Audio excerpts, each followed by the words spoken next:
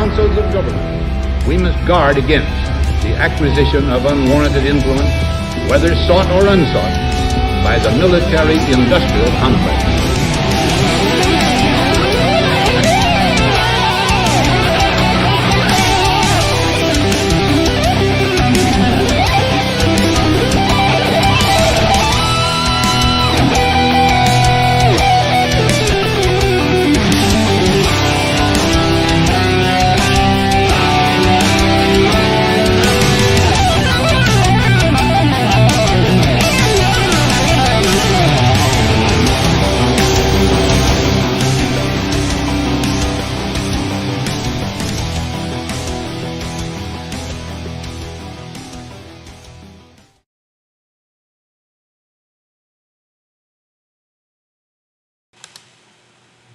And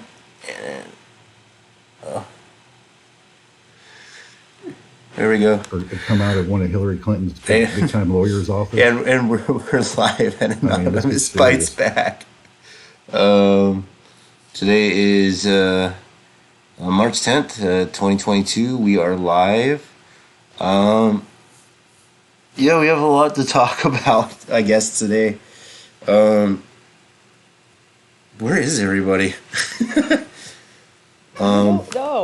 It's so weird. Like, I'm here and, nobody else is. We have three people here, and I mean, Steve's coming on soon. I don't know where Lubers and AK are at. Maybe Mad Mom and Bandy Man will hop in? I don't know. I don't know either. Wait, are we like live? Yeah, we're live. Yeah, Oh, okay. What's good, y'all? Let me see. We got we're live on YouTube. We're live on VK. We're live on. I'm surprised with all that shit that's going on with the censorship with this war that we're still even broadcasting the VK. That's crazy. Okay, I mean, I'm surprised with all the censorship happening as a result of the war that we're still broadcasting onto YouTube. Yeah, me too. There's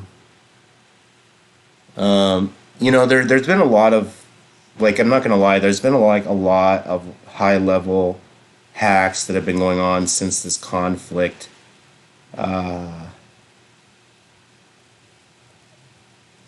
I don't know. Some of it almost seems above some of these people's skill set. That's the point. That's the thing that kind of concerns me. I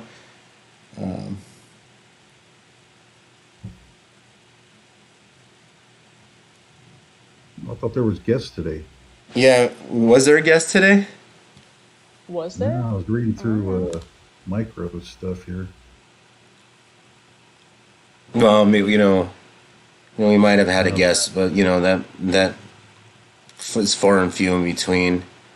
I'll get to the Ukraine and Russia conflict on the back burner. I'll go back to that, but the thing that does kind of concern me is, like, why are Americans paying on average, now it's like here it's jumped almost $2 in a matter of a month difference in gas, where I live, in a matter of 10 days, 11 days now.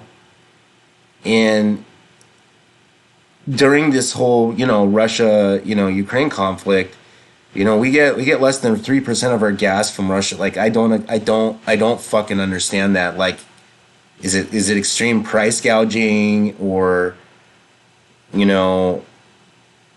like how much does it actually cost them to pump out oil into gasoline?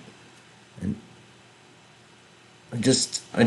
I'm not entirely understanding why it's getting more expensive. Well, it's price gouging, because if you're only down 3% of your total production or your input, your prices can't go up that much. Yeah, Yeah, it's getting to the point where I'm paying $15 more every time I fill up the pump. It's hitting me that hard, you know, and it starts adding up, you know. Yeah, it'll be like, well, last time it was this high, it was like right before the '08 crash. You know, they're gonna combine operations here. So, you know, wherever we end up spiking up at, you know, $8, $10, whatever they can get away with, but it will crash the economy. It'll take a few months, but You know, if this goes, it I mean, will happen. what's the end goal? I mean, do they want people to go fully electric or fully hydrogen or alternative sources of, you know, energy production for cars? Because there are quite a few more that I I'm mean, aware of. crashing the economy is their goal. Giving everybody a pretext to usher in these fourth industrial revolution policies and technology and the Internet of Body and things and all of that to come with it is a goal. Allowing bankers and military contractors and oligarchs to be able to further enrich themselves, that is the end goal. And war just so happens to be a great facilitator for that alongside a whole ass scandemic.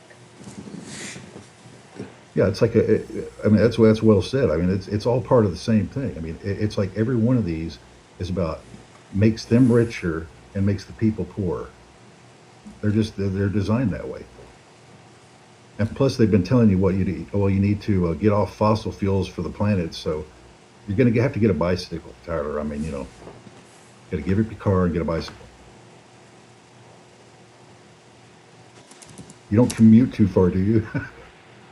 Well, Uh, yeah, well, plus the narrative is going to be, hey, turn to these electric vehicles that need batteries, which require a lot of mining to get those rare earth minerals necessary for that. Let's turn to that. Let's turn to these electric vehicles, which require fossil fuels within their own production. That's for sure going to be the answer. Yeah, not to mention that we don't even have the fucking infrastructure to use them in the first place. yeah, we don't. And they like catch fire all the time. Like it was like, I don't know, probably 2 weeks ago now. Like this whole fucking ship full of Lamborghinis caught fire and fucking sunk, but we didn't hear about that on the news. Hi guys. I Yeah, the hydrogen cars are a real alternative, and I'm saying this because you know I've done.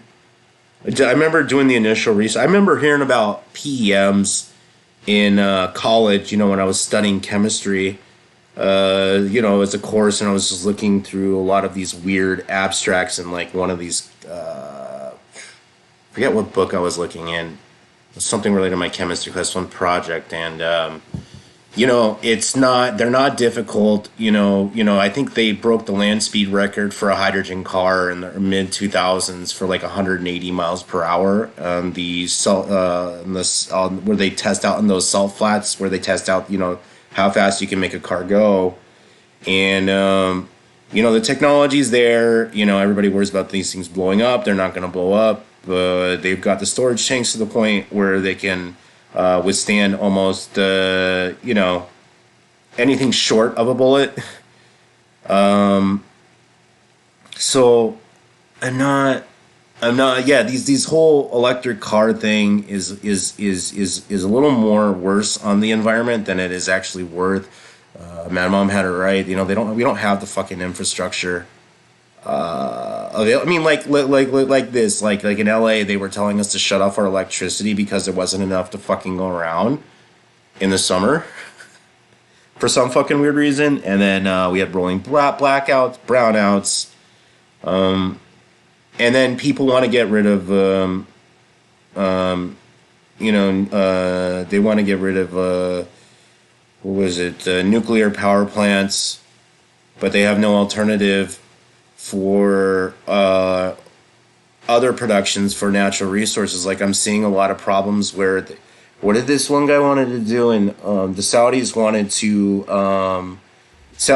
to build like some sort of. Oh, Steve, I can't hear you.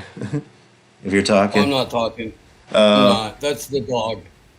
yeah, but the Saudis wanted to build like these large scale. What was it? It was like it was like solar powered and the thermoelectric where they bounce some of the reflection from the what's it called, solar panels, and to heat up the water to produce to heat up a water turbine. But then, like, so an engineer told them that said if you built a solar power plant on this scale, you would artificially heat up your country, like, significantly. So, like, solar's not an option. Wind is always an option. I just don't. Except for those are like oil powered pretty much too. Like, I mean, at the end of the day. Yeah, there is for the manufacturing of parts. Yes, you're right. There are. Yeah. They're still oil dependent. Like, in short of going nuclear, I don't see any safe long term energy productions other than nuclear. But then everybody goes, no, not nuclear. But I don't know. I don't see any other real long-term solutions for it. So No, probably not. I mean, we could definitely probably do more with like biodiesels and stuff like that. But well, yeah, actually, you can actually clean up biodiesel or diesel. God, Mercedes has been doing it for a while, where they're getting the emissions down to pretty much as low as you can get it. Where they're just I think that they're using it's called Blue Tech or some shit, but basically all they do is it's like a mystified urea that they spray in I think it's somewhere in the exhaust or something, and it gets the emissions down to the point where it's acceptable levels, but the thing's got to be replaced all the time. You can get diesel down, but if you want to get emissions down to zero with a gas car, it's just never going to happen. And the electric infrastructure for electrical cars are just, I hate to say it, but if everybody and their mother went today and go buy an electric car and everybody started plugging up, there wouldn't be enough energy to go around to plug these things in. It's just not there, no, it's definitely not. Our infrastructure is trashed on every front. Our roads are trash. Like, power grids are trash. Yeah, it's not good. So if you have people pushing you in a direction with a what do you call it? An ultimatum, like California has for electric vehicles, or like Hawaii has for electric vehicles, like California has for gas-powered chainsaws, lawnmowers, What? Yep. tree equipment, stuff Yep. like that, phased out. They want to take that by next year. 2023 Wow. is when they want to stop selling it. They want to replace it with lithium-ion battery-powered work-grade equipment, which is the dumbest fucking thing that I have ever That heard. might- The guy who's had to work on tree crews before. Plenty of fucking Yeah. time. Like, that's not fucking happening, dude. You're not going to get the same torque on a chainsaw. You're not going to get the You're same. you're not putting an 092 into anything with a battery. It's not happening. Chainsaws, their emissions on chainsaws. Are you kidding me right now? It's so fucked up. So here's the thing: if you got people giving you an ultimatum for a goal they know isn't achievable at a cost that is damn near insurmountable to the individual, and everybody knows it, then it's not a fucking accident, and they're trying to break you on purpose. That's pan-governmental. That's what the state does. I was surprised that, I didn't know how much we were actually getting taxed at the pump until it was raised by the, the Orange County is trying to produce an initiative where they're trying to get rid of the gas tax. And I was like looking at like, how much am I actually paying per gallon, of gas? And I think it was like 55 cents a gallon. And I was just like, what the fuck? And then, California has this like surplus of like money that they don't spend. So why are we getting taxed? Where is the money going? Is it supposed to go to like green initiatives and shit? No, they're not even doing anything with the money. You know? It's going to the planning committee of whatever fucking firm that Dianne Feinstein and Barbara Boxer's husbands run in order to plan the next fake high-speed rail scam.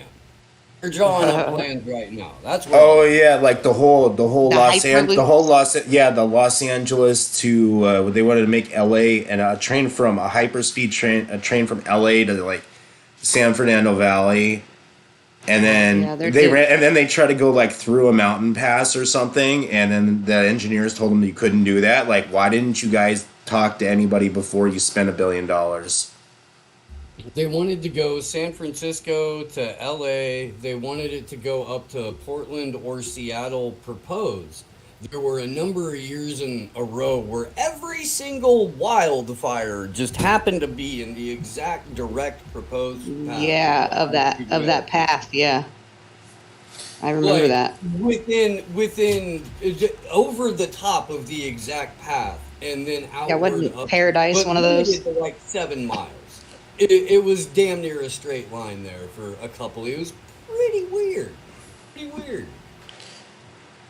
Like I don't know Yeah, I if you guys remember have been looking at the pump, but I can't find anything under 550, and it varies between like 550 gallon now.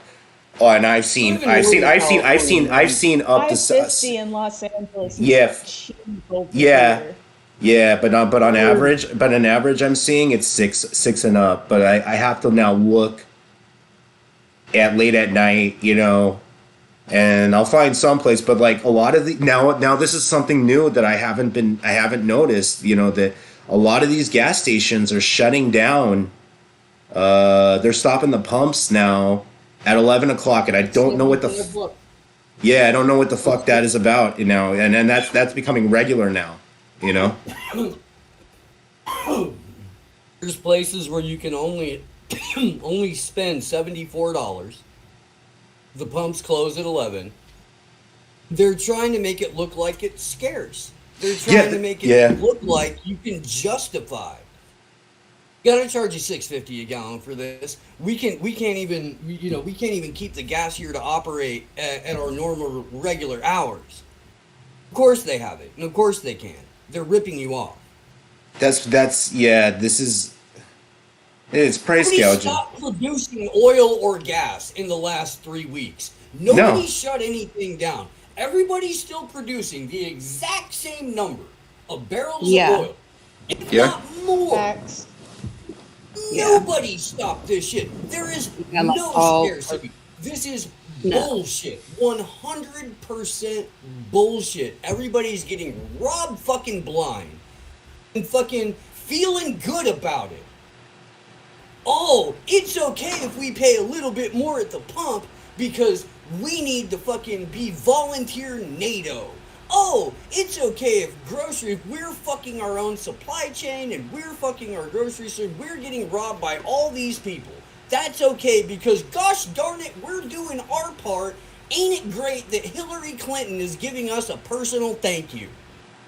We're doing our fair dues here by standing alongside the brave neo-Nazis in Ukraine, Steve. I don't know what you're talking about. Wait. Wait. The U.S. State Department, we wouldn't even be here right now, right? Well, I don't know, but it's a two-way street. I mean, the U.S. in 2014 got their hands involved in Ukraine. Everybody knows it. Victoria Nuland's famous "fuck the EU" speech. You remember that? Yeah, I do. But That was awesome. right, that doesn't absolve what Russia did either. I mean, they used vacuum bombs in Ukraine. And I have friends on the ground in Ukraine, multiple people, and I mean, like, it's fucked up, man. It's really fucked up that they used the vacuum bombs. I'm not familiar with what we call thermobaric weapons. And at first I thought that the headline said thermonuclear weapons, and that's something I'm an expert in, right? But not thermo whatever the fuck they're talking about. You make weapons of mass destruction in your basement, and gave everybody instructions on air years ago on how to do it. No, fucking around, but no. I mean, the thing is, like, these weapons, right? Okay, so let me explain what a vacuum bomb is. Okay, it's basically 40 tons of TNT that goes off. Okay, but in addition to that, it uses oxygen essentially as a weapon. And if you don't have your mouth open when this thing goes off, and you're in the vicinity, your lungs will explode. So are they using what? I'm just not. I'm not familiar I with get with it. the. I get it. Okay, Like a time thermite out, man. dust. Time out. There's at no point is anything justifiable.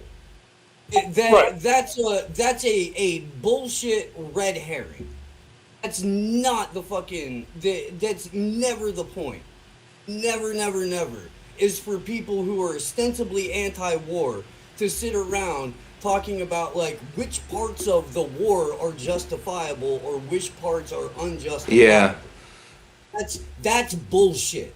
That's some fucking bullshit. And I'm not I'm not gonna participate in that. Nope. Fuck. But that's what I'm saying. I'm saying that some people are like arguing that, if you're against Russia, then you're for NATO, and it doesn't make any sense. Like, because either way, right?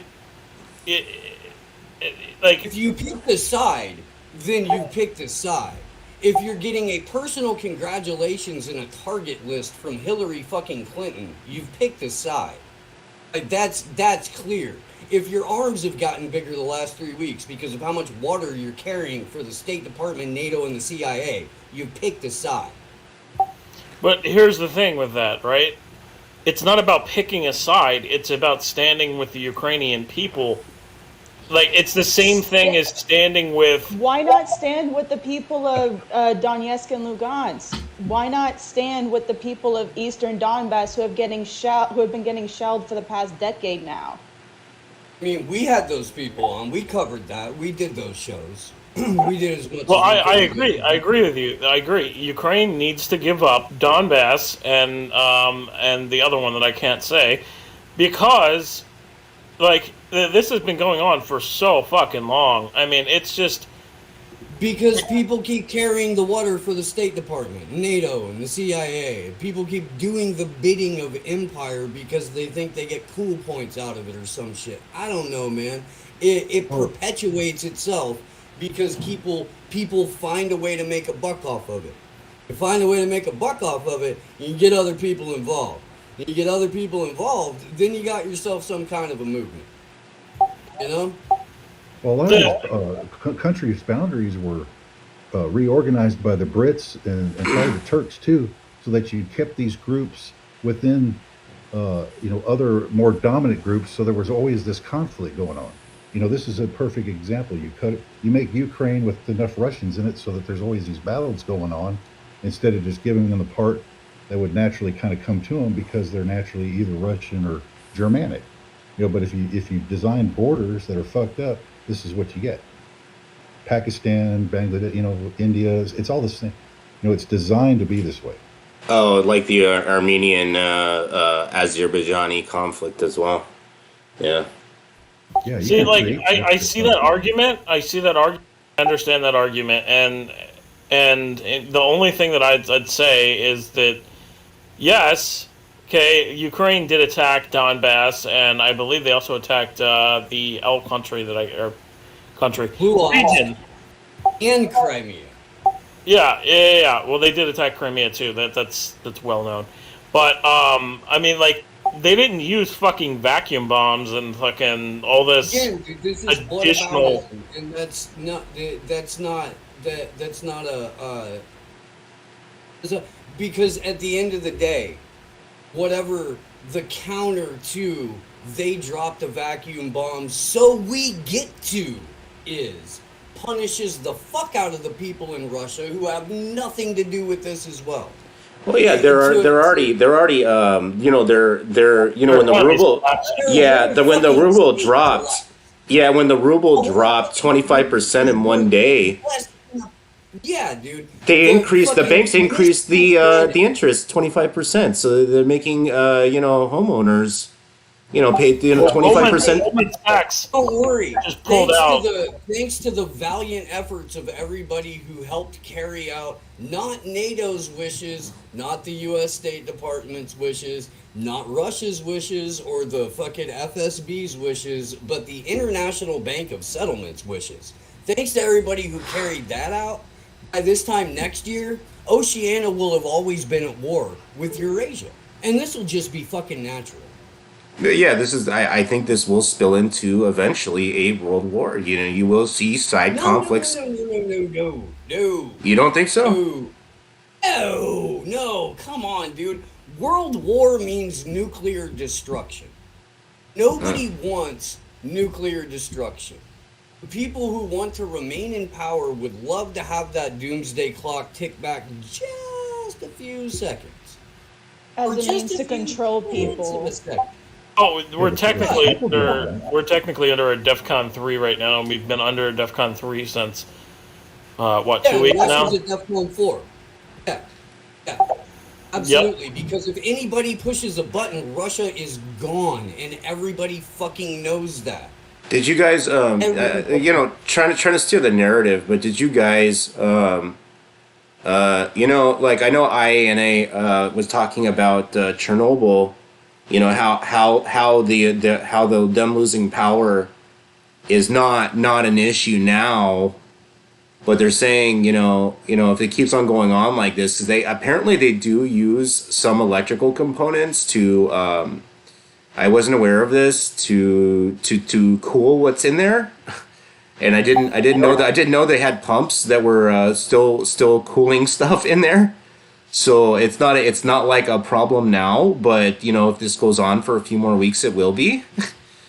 I'm just saying that and I know that Chernobyl's sarcophagus is not exactly a was never built to what they said it would, but if the attention doesn't go towards that, you might get some more background radiation than you should have in the area. Just saying.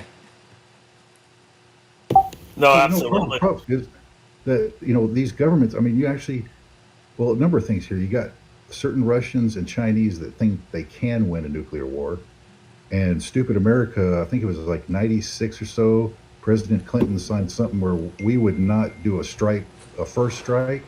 So our thinking now is we can absorb a first strike and then retaliate. I mean, it's totally retarded, but I mean there are a lot of people that think they can win a nuclear war.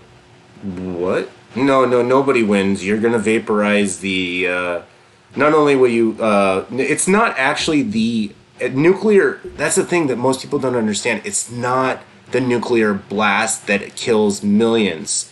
It's the nuclear winter that, when it gets into the atmosphere, kills more people. So that's the part you're never gonna win.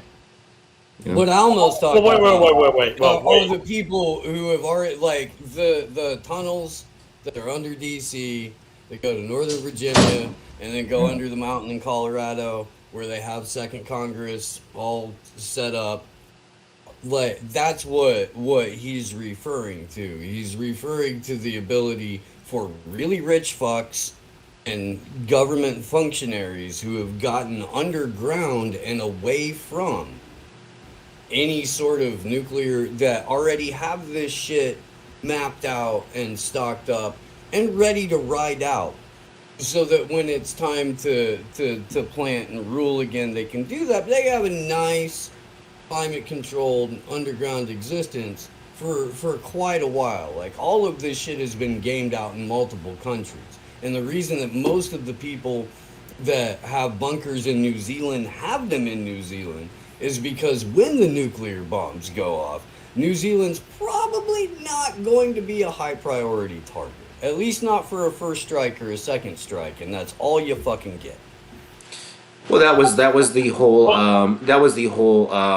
back foundation of the DARPA investing into IPv4.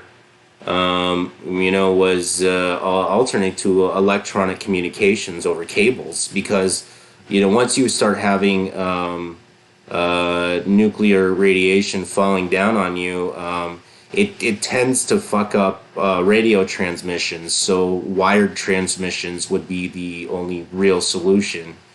And I don't. That's not really well. That's not common knowledge unless you like dig into the. Well, Go ahead.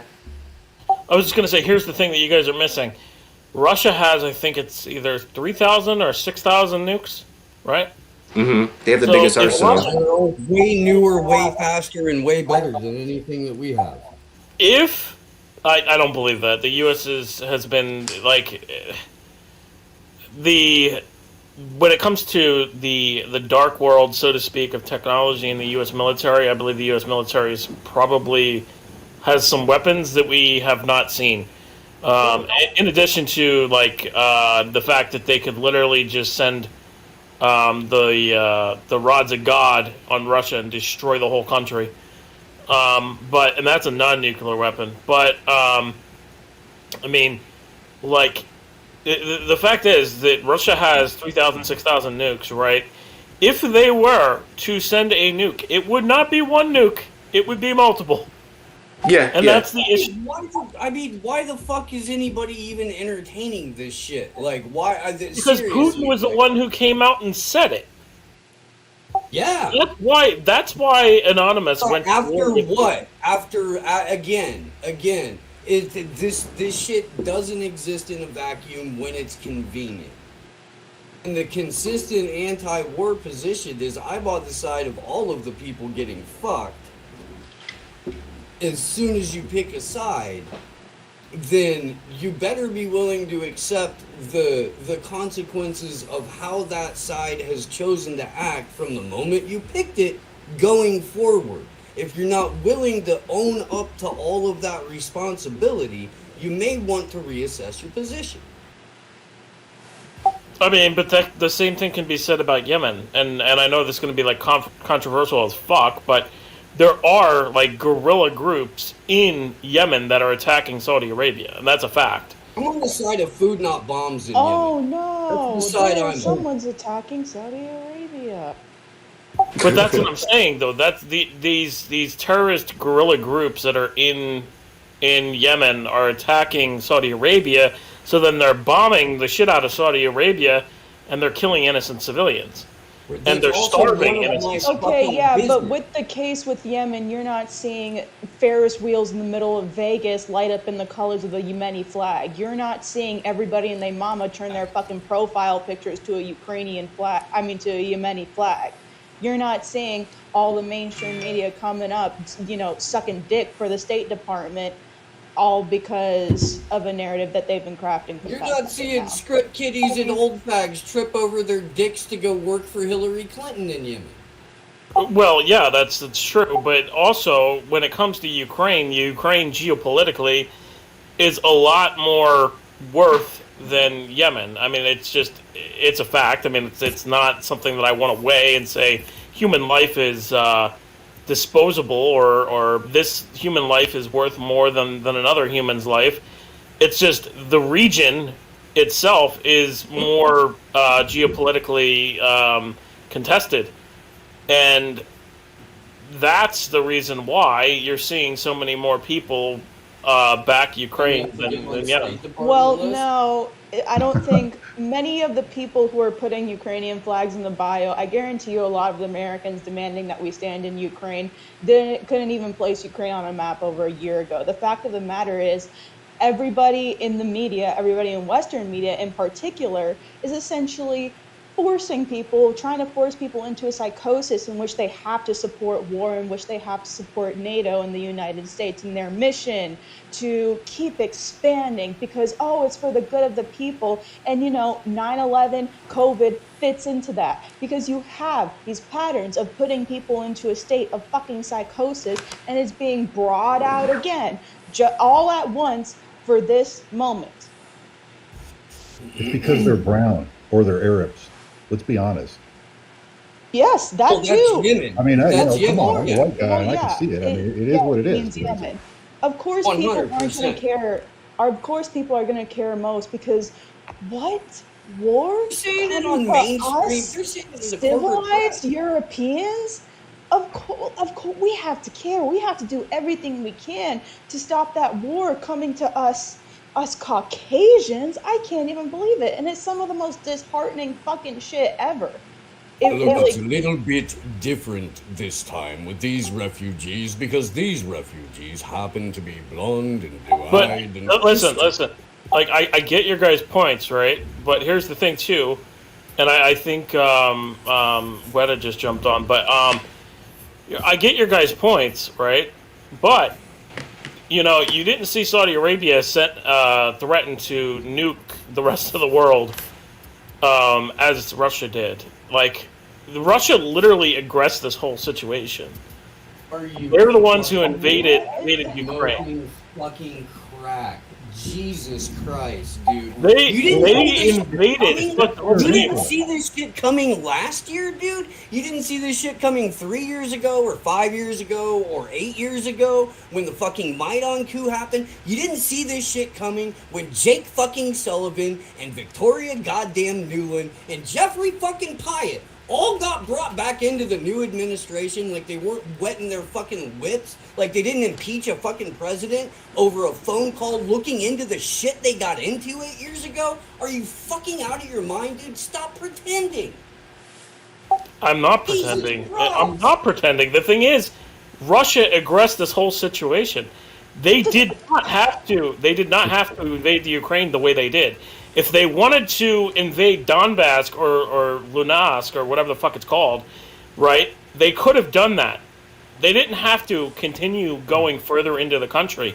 They pressed this beyond. Okay, Agreed, so but when you're U.S. and NATO and you're presenting the Ukraine to Russia and the Russian government and Vladimir Putin, saying, "Here, Vladdy Daddy, eat up." Okay, when if you're looking at this from either perspective, if you look back into the context, into the history of this, U.S., NATO, and the West is literally presenting Ukraine to Russia on a silver fucking platter. So of course, it's an unfortunate fact, but Russia's going to act within its geopolitical interest to not only defend itself, but also to go further into Ukraine. He shouldn't have done that. He didn't have to do that. He didn't have to go into Western Ukraine. But when you present a whole ass nation to Vladimir Putin on a silver platter, you can't act like this shit was unprovoked. Then take a step further back and realize that all of these motherfuckers are shaking hands at the World Economic Forum and Chatham House and the Bloomberg Economic Summits. All of their bankers work for the same bankers. Everybody agrees that all wars are bankers' wars. Everybody knows that these people that Putin has bosses, that Joe Biden has bosses, that the generals have bosses. Everybody knows these things. But we're all going to pretend like that doesn't happen in the moment. We're all going to pretend. Well, okay, so here's the thing. Everything they pissed fucking off want every from fucking the entire oligarch in COVID Russia. setup going forward. If you're not looking at this as step 3 of the 4th Industrial Revolution, or step 2 or 3 of the Great Reset, you are out of your fucking mind. This is exactly what UN Agenda 2030 says. This is exactly what UN Agenda 2050 predicts. So you think that the Russian billionaires wanted to become millionaires literally overnight? I think that the money that we're seeing is fucking. I don't know, dude. I don't think they need that money anymore. I don't think they need fiat anymore. I don't the whole concept of nation states is being used to pit people against each other by people who have no fucking borders. I don't know what to say other than stop picking sides in their fucking fights. I mean, I'm always going to be on the side of the people who are being attacked and aggressed against. I mean, like when it came to the Iraq invasion, I was How against much the US. fucking support did you give to the people in Donbass for the last 8 years then? Honestly, I didn't know about any of that stuff until about a few weeks ago. So For 8 years. I knew about Donbass, and I knew about everything going on over there. I knew that it was going to eventually explode. I didn't think that Putin was going to fully invade Ukraine like he did. And if he did invade Ukraine, I wasn't expecting him to shoot at civilians and bomb the shit out of villages and towns. in the hospital yesterday, 2 days ago. Yeah. Oh, for fuck's sake! You really believe that Incubator the fucking babies, fucking guys. towns that they had captured would blow up a maternity center where Azov is on the fucking roofs of residential buildings taking pot shots? I've been getting videos out of Ukraine. I've been getting videos out of Ukraine. Yes, the Russians are completely destroying cities, towns. The and Iraqi villages. army take the babies out of the incubators and throw them on the cold floor. The soldiers That's are different. only there There was for no the video equipment. proof about that. That was just hearsay. That was just testimony. And it turned out to be fake. Yes, that was the Nir al-Sabah. Fucking Kuwaiti ambassador's daughter. I'm aware, but that's what I'm saying is that there's you know what actual even videos. to this day, right Several. now, if you look this up. If you type in her name on fucking Wikipedia, it comes up as atrocity propaganda. Her name does. That's fucking awesome, isn't it? It's fucking great. My point being, they don't have to change the playbook because gullible fucking idiots buy it because they're never held accountable when we all That's know the how issue these too. things- The I was issue is listening that to the the U.S. State has Department. lied over the years so many times that Listen to when the State something Department real is briefing. happening, I listened to Ned Price today. I listened to him answer questions about the hospital bombing. What the State Department spokesweasel said for the record was, "We have seen reports that a maternity center was bombed. And look, I want to make it perfectly clear that it is an absolute atrocity that we're even using the words maternity center and bomb in the same sentence," and went on and on and on. You know what Ned Price? that's not. But that's but not I got the reports. I got the reports. Oh, go ahead. That's not the only hospital that they've bombed. That's not the only hospital that they've shot at. I'm not trying to That's say what I'm saying. whether or not that is or isn't true. I'm saying what the official State Department response about this particular incident is: we have seen reports, not we have verifiable evidence that. And until that changes, what it looks like is Incubator Babies Part 2. Look, I don't know about that specific incident, but I've seen videos come out of Ukraine from people in Ukraine sending me stuff that's over there, basically showing everything that's going on, showing bombing of villages, showing bombing of Kiev, constant shelling of Kiev. Kherson, oh my God, that whole entire Nobody's south got part a of live Ukraine. feed on downtown Kiev 24 hours a day. It is a fucking ghost town and there are no bombs. We've had real-time footage of people sending shit all over the place get debunked in fucking real time, man. The first casualty in every war is the truth. What the fuck's wrong with y'all? I have actual people down on the ground sending me videos. I've had fucking people sending me videos of Kiev getting shelled. I don't know what part you're looking at, but Kiev is a very large area and region in Ukraine. Yeah.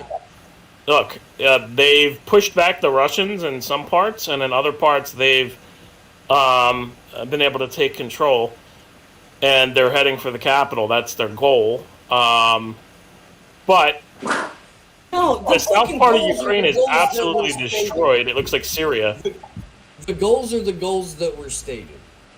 Ukraine makes it a law if they don't apply to join the EU or NATO in the Constitution.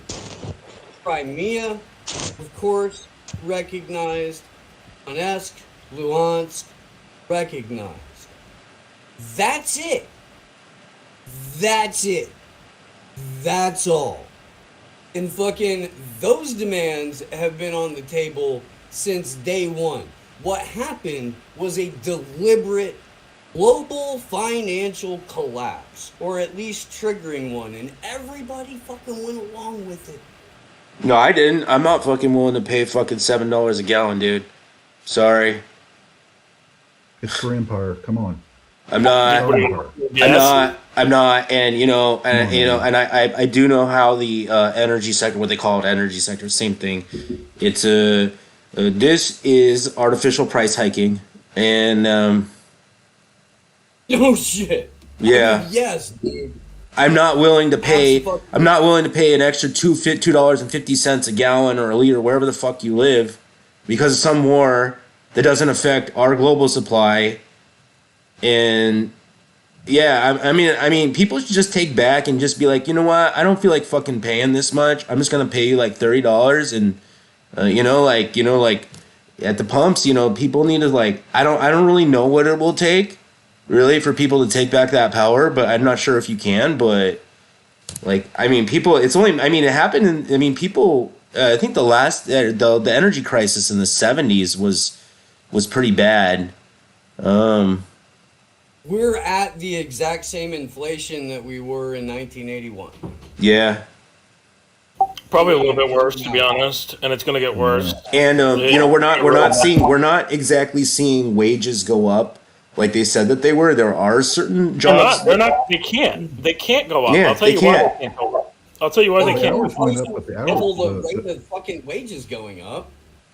Yeah, wages went up, Doesn't but your fucking hours matter. went down. I mean, I know a couple of guys like that. It's Yeah. a sum zero game, man. Yeah, they said. I saw a job not too long ago. It said, like $27, $28 an hour. It said $32, 32 hours a week full time, and I'm just like, wait, that's not 32 hours is not full time. That's like the cusp of when you have to give benefits. Yeah, that's exactly what they're doing. They're all these big corporations. They're giving you just enough hours where they don't have to give you benefits. Yeah, and it's getting to the point where like I don't know how the truckers are going to be able to do this. I don't know how people are, because a lot of those truckers are not what do you call them? They've micromanaged it like they did with Uber, and a lot of these guys on these truckers are 1099. They're all 1099. They're all fucking. They're putting in their fucking dollar back into their fucking machines and hopefully making a fucking profit.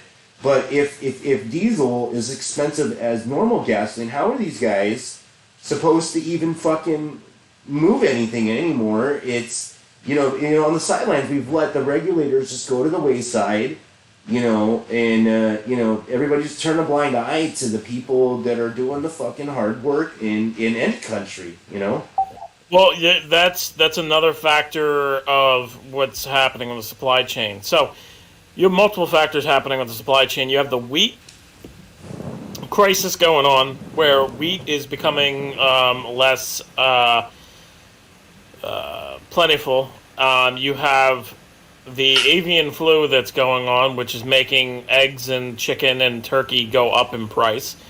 You have the supply chain stuff that was already going on, and then you have on top of it what's going on with Ukraine, and the ships in Ukraine are not around Ukraine, I guess in the Black Sea. There's a lot of ships that are stuck in the Black Sea, which is going to further our supply chain issue. And then on top of that, we have inflation, which has already been going up for the past couple years anyway. So then you have a issue where basically food is going to increase in prices to the point where nobody's going to be able to afford it. I mean, it's going to be like I said, when I went to a fucking mom and pop shop to get a goddamn sandwich, they literally wanted to charge me $32 for a hoagie, and I was like, no, I can't do that. I'm sorry. And they're like, well, we already made it. And I'm like, well, I'm not paying for that. I'm not paying $32 for a fucking hoagie. That's not happening. And, you can try to threaten me this and that. I don't care. I'm not paying that. Yeah, exactly. Now, what Like if they it was all Jew and they gave you some juice? Would that, do it a French style? Would that make any difference? no, it's just a fucking Italian hoagie. What? Fucking hoagie? Did you Oh, know, like, even Burger King went down there? They're charging you the same price and Yeah. taking out 2 nuggets. I go, what the fuck is that shit about? That's fucking nickel and diamond people. Like, what the fuck are they doing? Like, It's what's happening with the supply chain. It's not only Burger King; it's every fucking restaurant, dude. I looked at the price for one piece of chicken for like a chicken breast now, at at KFC, or you go to the supermarket or whatever, like just to get one chicken breast, and it's like $5 per chicken breast. yeah, and chicken is a fairly cheap animal. To even, the Yeah, way that but they put them in the avian mega flu- farms, it doesn't really cost them a hell of a lot to fucking But keep those things. the avian flu It's stuff all going on. manufactured. But no, the avian flu stuff that's going on is going to cause the prices of everything to fucking go up. man, I don't know where you're shopping, AK, but man, I mean, chicken's cheap here. I don't. It's not. It's, Well, it's that's gone the up. It's issue gone up too. here. It Yeah, depends yeah, on where it's you're. It depends on where you're at, and how much, I guess, supply you have in your state. Yeah. So, I mean, I'm on the East Coast. I mean, it's not really a secret. I don't really care if anybody knows, but I'm on the East Coast, and like the prices of chicken and everything has gone skyrocketing high in just the past couple months. Milk too. Milk has gone up too. That Yeah. And, I looked at they've milk, been and it was like $5 a gallon. Well, I heard a It's- guy in Nevada told me it's $10 a month gallon to there. month. $10 where? He's in northern Nevada, Reno area. Jesus Christ, $10 Yeah, a gallon. it's these weird price disparities, man. It makes no sense. It's like, what the hell? Yeah, Because, the gas. how much food comes in from the West Coast with all the ports? You guys have first crack at it. I tell you, how could it be expensive there when you're getting the supply first? Doesn't make any sense to me either. It just seems like anytime there's some sort of fucking crisis, my state, everything goes fucking up drastically, and unfortunately, Well, that's an wages. issue too. That's a big issue too with the East and the West Coast. They're going to set the prices because we get the food first off of the ports, like you just said. So we set the prices, and then they resell it to other people, and they have to make a profit on that resale. So if the prices are going to be all out of whack, especially in the central of the U.S. and yeah, I mean, like it's fucking nuts. I think they're just burning because there's more people on the coast. They burn you because fuel's cheaper here, meat's cheaper, and there's no excuse for it. I mean, they're trying more and more to get rid of like the slaughterhouses and all that, but which will raise prices. But I mean, it's Democrat policies and leftist thinking that got you there. It's all the areas that are Democrat run have the most problems and the most crime. It's a 1-for-1 correlation.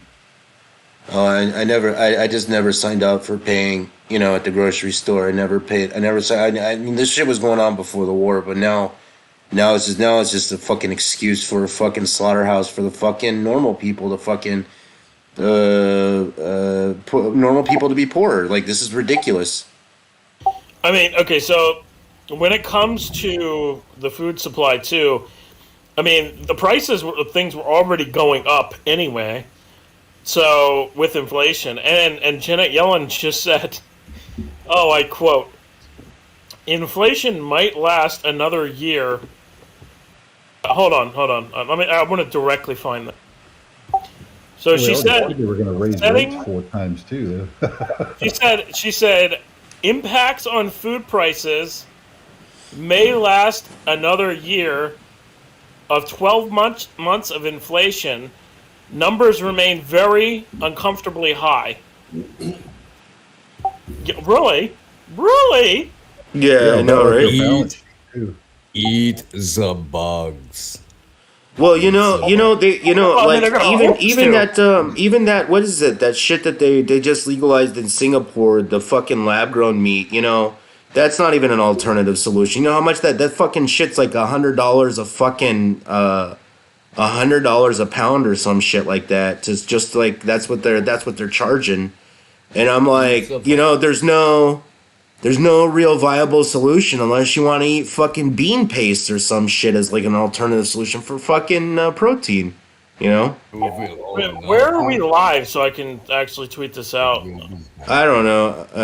Ask Lubers. We're in like a whole bunch of places. I can never find the fucking link. Lubers isn't even on. And he's in the group. In the chat. He is? Yeah. Will be developed by Look in general. Jesus Christ. Well, I think everybody's AK, do you have a forgetting million all these tabs open right promises. now? I do. I always have a fucking million tabs open, man. That's why you can't find. That's why you can't ever find anything. Oh, I can find things. I just can't find lubbers. Oh, you're like me. You have like a million piles of virtual trash, and you know where all the trash is.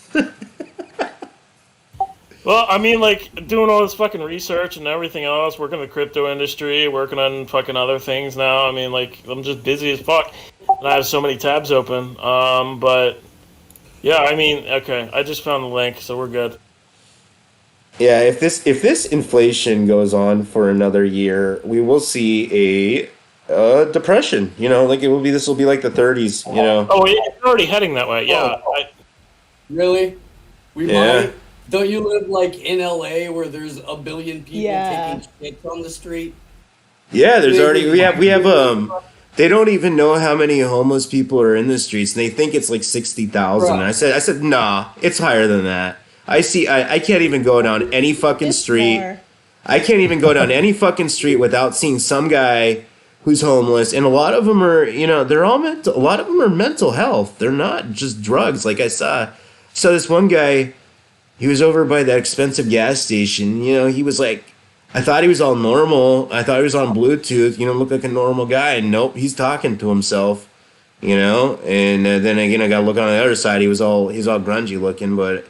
Like this, a lot of these guys are mental health. These guys, and unfortunately, the whoever the homeless shit or is trying to help these people, they don't. You throw. What we've realized in this state is you can throw as much money at this problem as you want with all these nonprofit organizations, and they don't do shit. They don't do a fucking thing.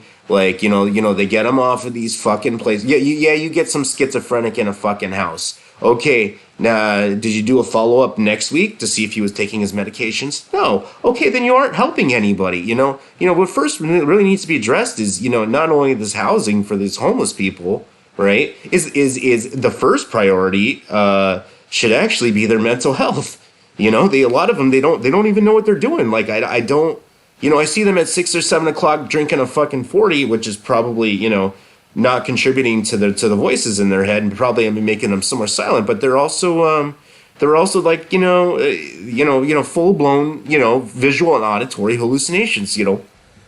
We have almost like I would say probably about 100,000 of these people just living on the fucking streets of LA. It's that bad, You're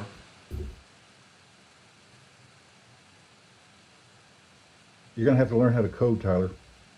That's a solution for everything, right? And, You're like gonna have we to had a help all those solution homeless for learn it. how to code too. Well, we had a solution for people like that, but you can't enforce them because we have human rights here. But if they had 5150 or some sort of executive order, you can inject them with what was it?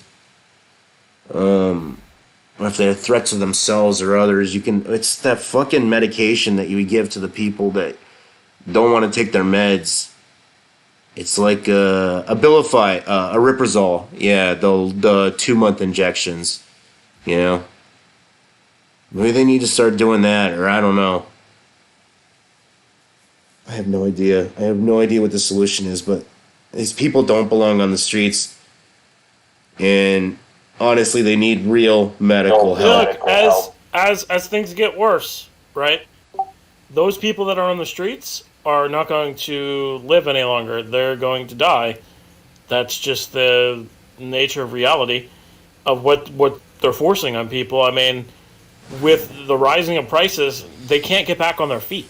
How the fuck can somebody who's homeless get back on their feet when rent prices are going up, when housing prices are going up? You know, the average fucking price to buy a house now is $500,000. Well, I mean, not just homeless people. I mean, people who are renting now who are below the poverty line and literally struggling day by day and Oh, month yeah, by month to make rent. I mean, they're in a situation too where it's like there's no escape for them. There's so many people where they're at the point, even if they're not homeless, they're at the point where like there's no escape for them. There's no chance for them, and you know it sucks. So, you know, they try to enjoy it while they can. Well, that's the thing too. Okay, so the people who are on the street, as inflation rises, they're not going to be able to get back on their feet, right? But in the same essence, the people who are paying rent and paying mortgages and stuff like that, right? They're not going to be able to pay those things as they rise up in prices from interest rising, right? So here's the issue with inflation. Inflation, it harms the rich, right? It harms the middle class. It turns the middle class into poor class, and it turns the poor into basically impossible to ever get back on their feet. So how do you deal with that? You really can't. They can't, and they've tried. They've tried to do. Every time they've tried to get these special initiatives to get these land lots where they can build the houses for pennies on a dollar, they just come up with more red tape from every side. You know, the cost of building, the cost of that, the cost of the so there's just nothing. Well, technically, they could use 3D printers now and 3D print houses for very, very cheap. Very cheap. Well, I don't understand, and this is one thing I don't, maybe Steve might know the answer. I'm not a carpenter. I don't work in construction. Is like, the rest of the world, builds everything out of cement, which is a lot cheaper and a lot more long lasting. Like, why the fuck are they building houses out of wood that's like more expensive? Or, I don't know. No, you still have to frame shit for the most part. And we pour a lot of concrete. But you still have to, especially if you're doing houses and stuff like that, you have to have shear strength on walls. You can do it out of different materials, but they all get more expensive when you go up from wood. And for just rudimentary framing, you basically have to do that everywhere, no matter where you are, unless it's like thin concrete with a fuck ton of rebar. Yeah, that's what I see when I travel internationally. Yeah, it's like it's like rebar with cement. Yeah. But I mean, if you look at a bunch of like new-ish half-built developments around large major metropolitan areas, they're kind of going to that.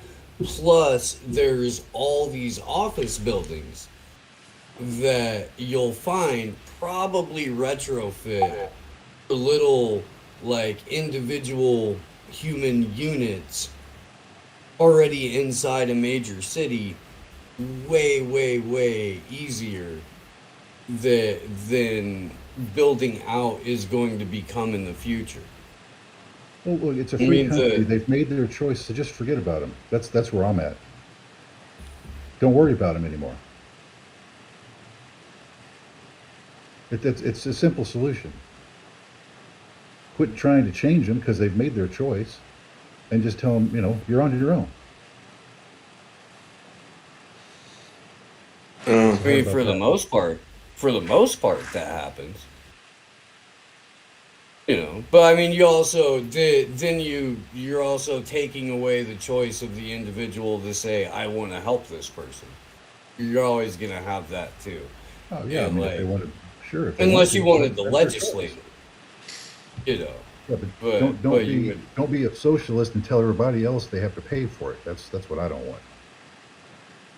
No, there's enough money in the nonprofit sector to, get help to these people. It's just that they, what I see is a lot of scamming and people, out for money grabs, when it comes to helping the homeless. You look at these people's salaries, that are trying to help the homeless, and they're, you know, a lot of them are, getting paid, not at the lower levels, but in the mid grade to upper levels. They're making way more than money than they should be making. A lot of the money doesn't funnel down into actually helping people. Really, it doesn't. But it could, because people could buy real estate, buy cheap, or not cheap, buy like apartment complexes, and then basically sell those for cheap enough where, they make a little bit of a profit, but then at the same time they can still pay for the loan on the apartment complex. But they don't do that. BlackRock and Berkshire Hathaway and Vanguard have all the apartments. No. They don't have all of them, but yeah. Well, if you've ever Make been in the that rental great business and clarify. you get these savages in your properties, you'll be sorry. That's all I can tell you. Okay, No, Steve is right. needlessly Steve is right. characterize them as savages. Well, Steve is right. BlackRock and Vanguard, which is basically the same fucking thing, it's only a subsidiary, right? But they own a lot of the property for renting complexes. Well, And- Berkshire Hathaway is number 2. Yeah, them too. Supplemented by Bill Gates owning a shit ton of farmland. Right. Okay, Yeah, I hear we honestly- have a guest from Yemen. Hey, wait, No, I'm not from Yemen. No? Nah, can you guys hear me? Okay.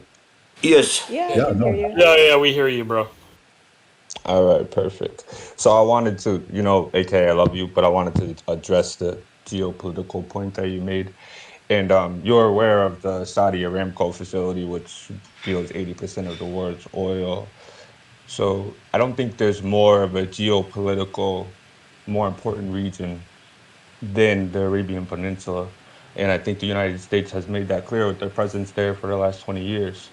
But when we're talking about the area where NATO has made its, where what you're talking about is geopolitically important to NATO and to members of the UN and Well, not every just member NATO, of. also Russia too.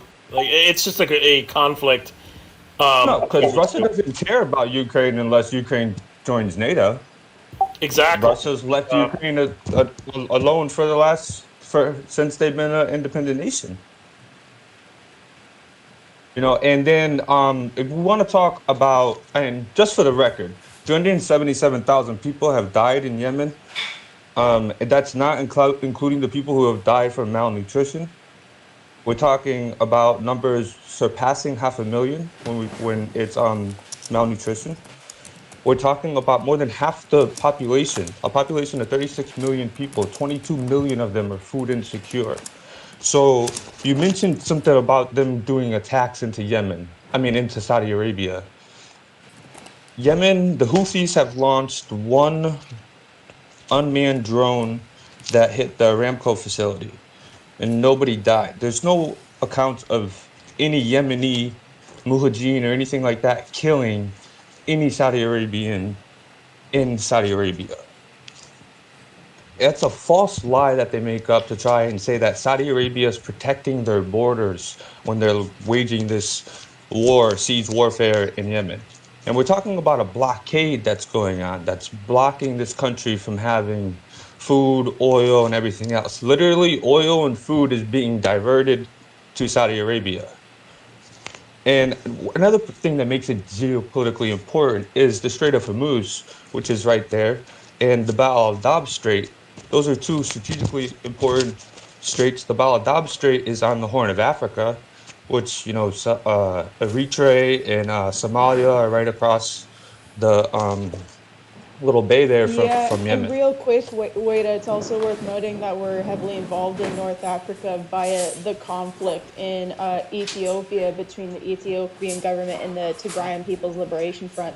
And also, AFRICOM recently conducted an airstrike against Somalia. Yes, absolutely. The United States' After being largest in air Somalia base. outside of the United States is inside of Eritrea. They've launched attacks from there for years, way before. I mean, let's not forget the first American citizen to ever be killed without a trial or anything. He was a terrorist. He was a an admitted terrorist himself, but he was killed without a trial or nothing by a drone strike in Yemen, and that's the only person that we know of to ever be killed, an American citizen, by a drone strike. And they did that. They've been fucking around in Yemen since 2014. Guantanamo Bay shipped Guantanamo Bay terrorists from Guantanamo Bay to Yemen to some rehabilitation center in Yemen, except they escaped through a 180-meter tunnel that they dug to a women's mosque, or somebody dug to them. And just to be clear here, six of those people were the Saswatska Six, the 6 guys who were caught in Buffalo, the Al-Qaeda sleeper cell. So what the fuck was an American citizen doing, transferred to Guantanamo Bay first, then all the way to Yemen for some rehabilitation program that trains people to not be extremists? So the United States have been fucking around in Yemen since the 1950s. And I know that that's not a secret. I know that AK cares about Yemen. I'm not saying AK doesn't care about Yemen. And your point is true, because it's the facts that we're facing about geopolitical. It's true that all of these nations have made it clear that they don't care about brown people. They don't care about you if your God is Allah. They don't. They have made that perfectly clear for the last 50 years. Now, is this more of a Sunni Shia problem, the separation between Saudis and the Yemenis? How does the regional play into No, that? because the Saudi Arabians are Sunnis, as everyone knows, and Yemen is 70% Sunni. The Houthis were an unarmed political group in Yemen until 2004, when they became an armed political group. They were first founded in 1994, and they are the only people in Yemen that are trying to secure Yemen for the Yemenis people. You have the Saudi puppet in Haiti, the current president of Yemen, who lives in Saudi Arabia, and all the other people who are in Saudi Arabia's current legitimate government, as they call it, don't live in Yemen. They live abroad, like in Sweden and places like that, but they are Yemenis. So what the Houthis want is just elections to be held and for people to vote for their next leader.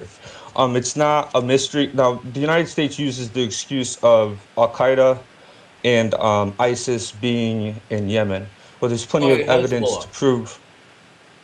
Not Hezbollah. But there's... Hezbollah's... sorry. Go ahead. Oh, sorry.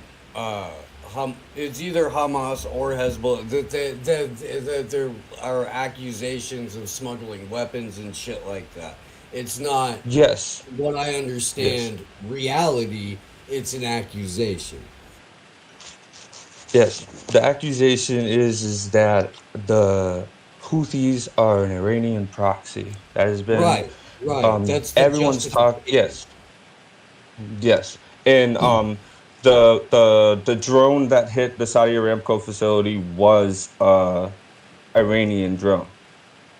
So there's clear evidence, okay, but there's also clear evidence to suggest that the Houthis aren't represented by Iran.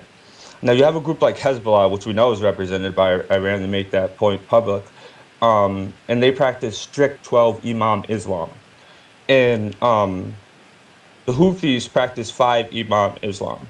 Houthis are federalists. They believe in human rights, believe it or not, and stuff like that, where we can't say the same for Iran. Iran's a theocracy and it's a strict religious country and stuff like that. So I'm not going to sit here and say, oh, there's no possibility that Iran's funding the Houthis or doing anything like that. But I would say there's a lot of evidence to suggest that Iran doesn't associate with people who don't practice 12 Imam Islam. There's so much. There's the fact that what's happening and what has happened in Yemen is a deliberate man-made genocide, and it's the longest running one that we have. And those are U.S. made bombs that fall from Saudi planes that the Saudis got the specs from, or the planes themselves from U.S. manufacturers. Aramco, by the way, supplying fuel to both sides. Yeah.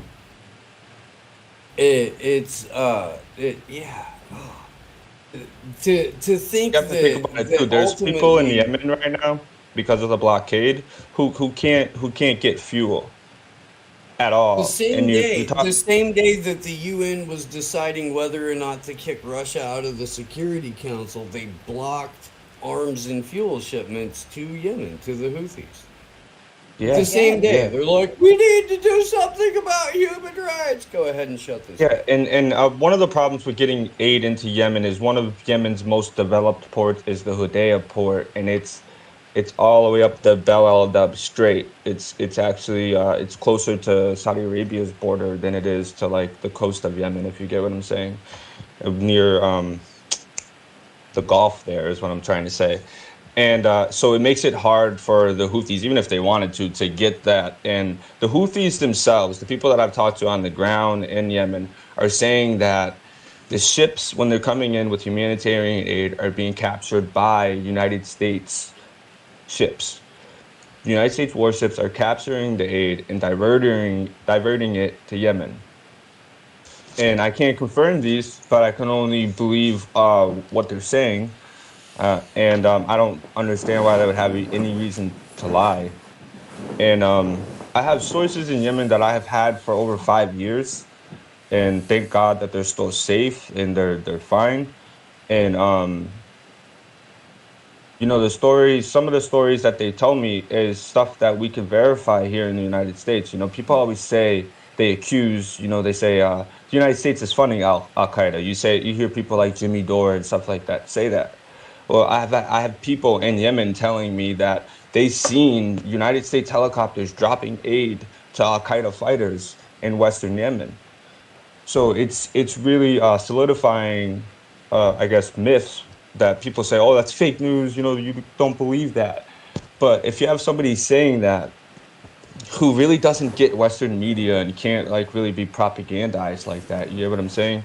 To come out with that, it kind of verifies that is what's happening. Of course, they would fund Al Qaeda and ISIS and groups like that because it keeps the war on terror alive.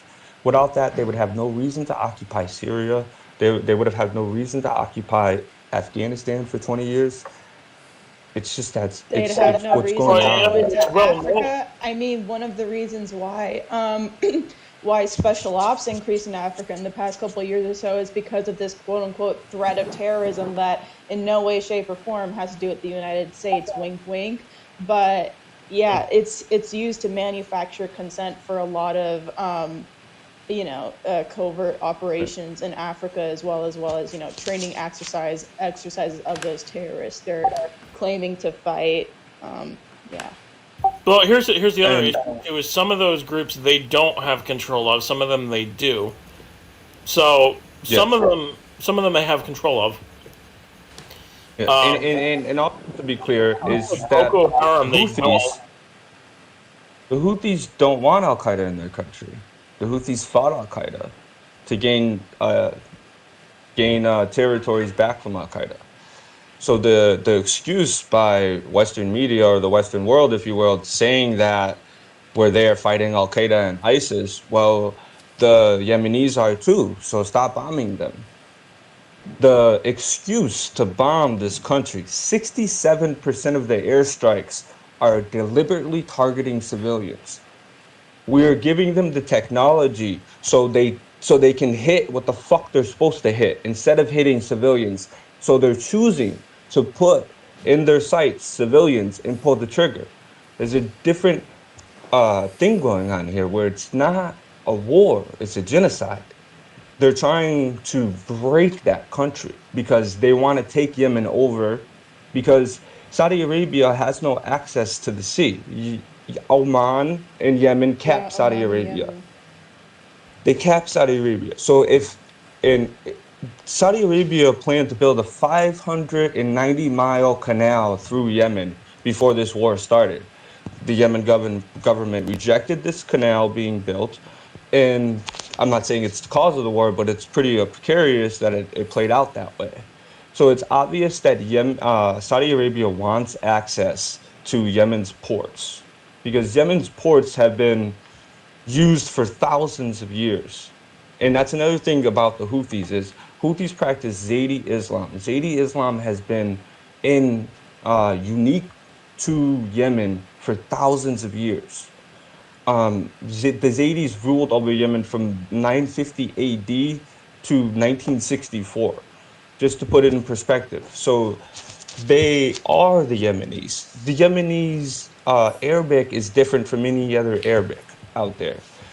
And I can't explain how much Saudi Arabia, because they can't use the excuse that it's Shiite, that they're fighting Shiites when 30% of the population is Shiite. And so that excuse is out the window. The border excuse is out the window. So the only thing left is that you're trying to take over the country. Yeah.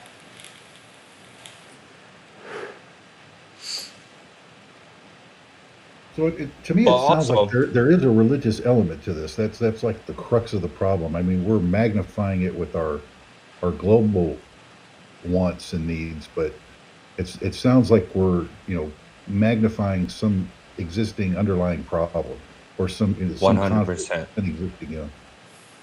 Absolutely. Yemen had a civil war before. When they broke off, South Yemen was a completely different country. They have not always been 70-30 Sunni Shiite split. It has been 50-50 before, 60-40 before.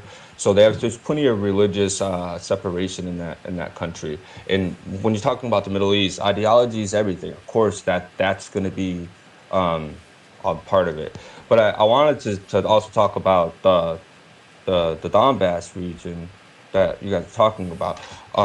In 2014, let's not forget what Ukraine called that. They called that an anti-terrorist operation that was completely funded and supported both militarily and training by the United States.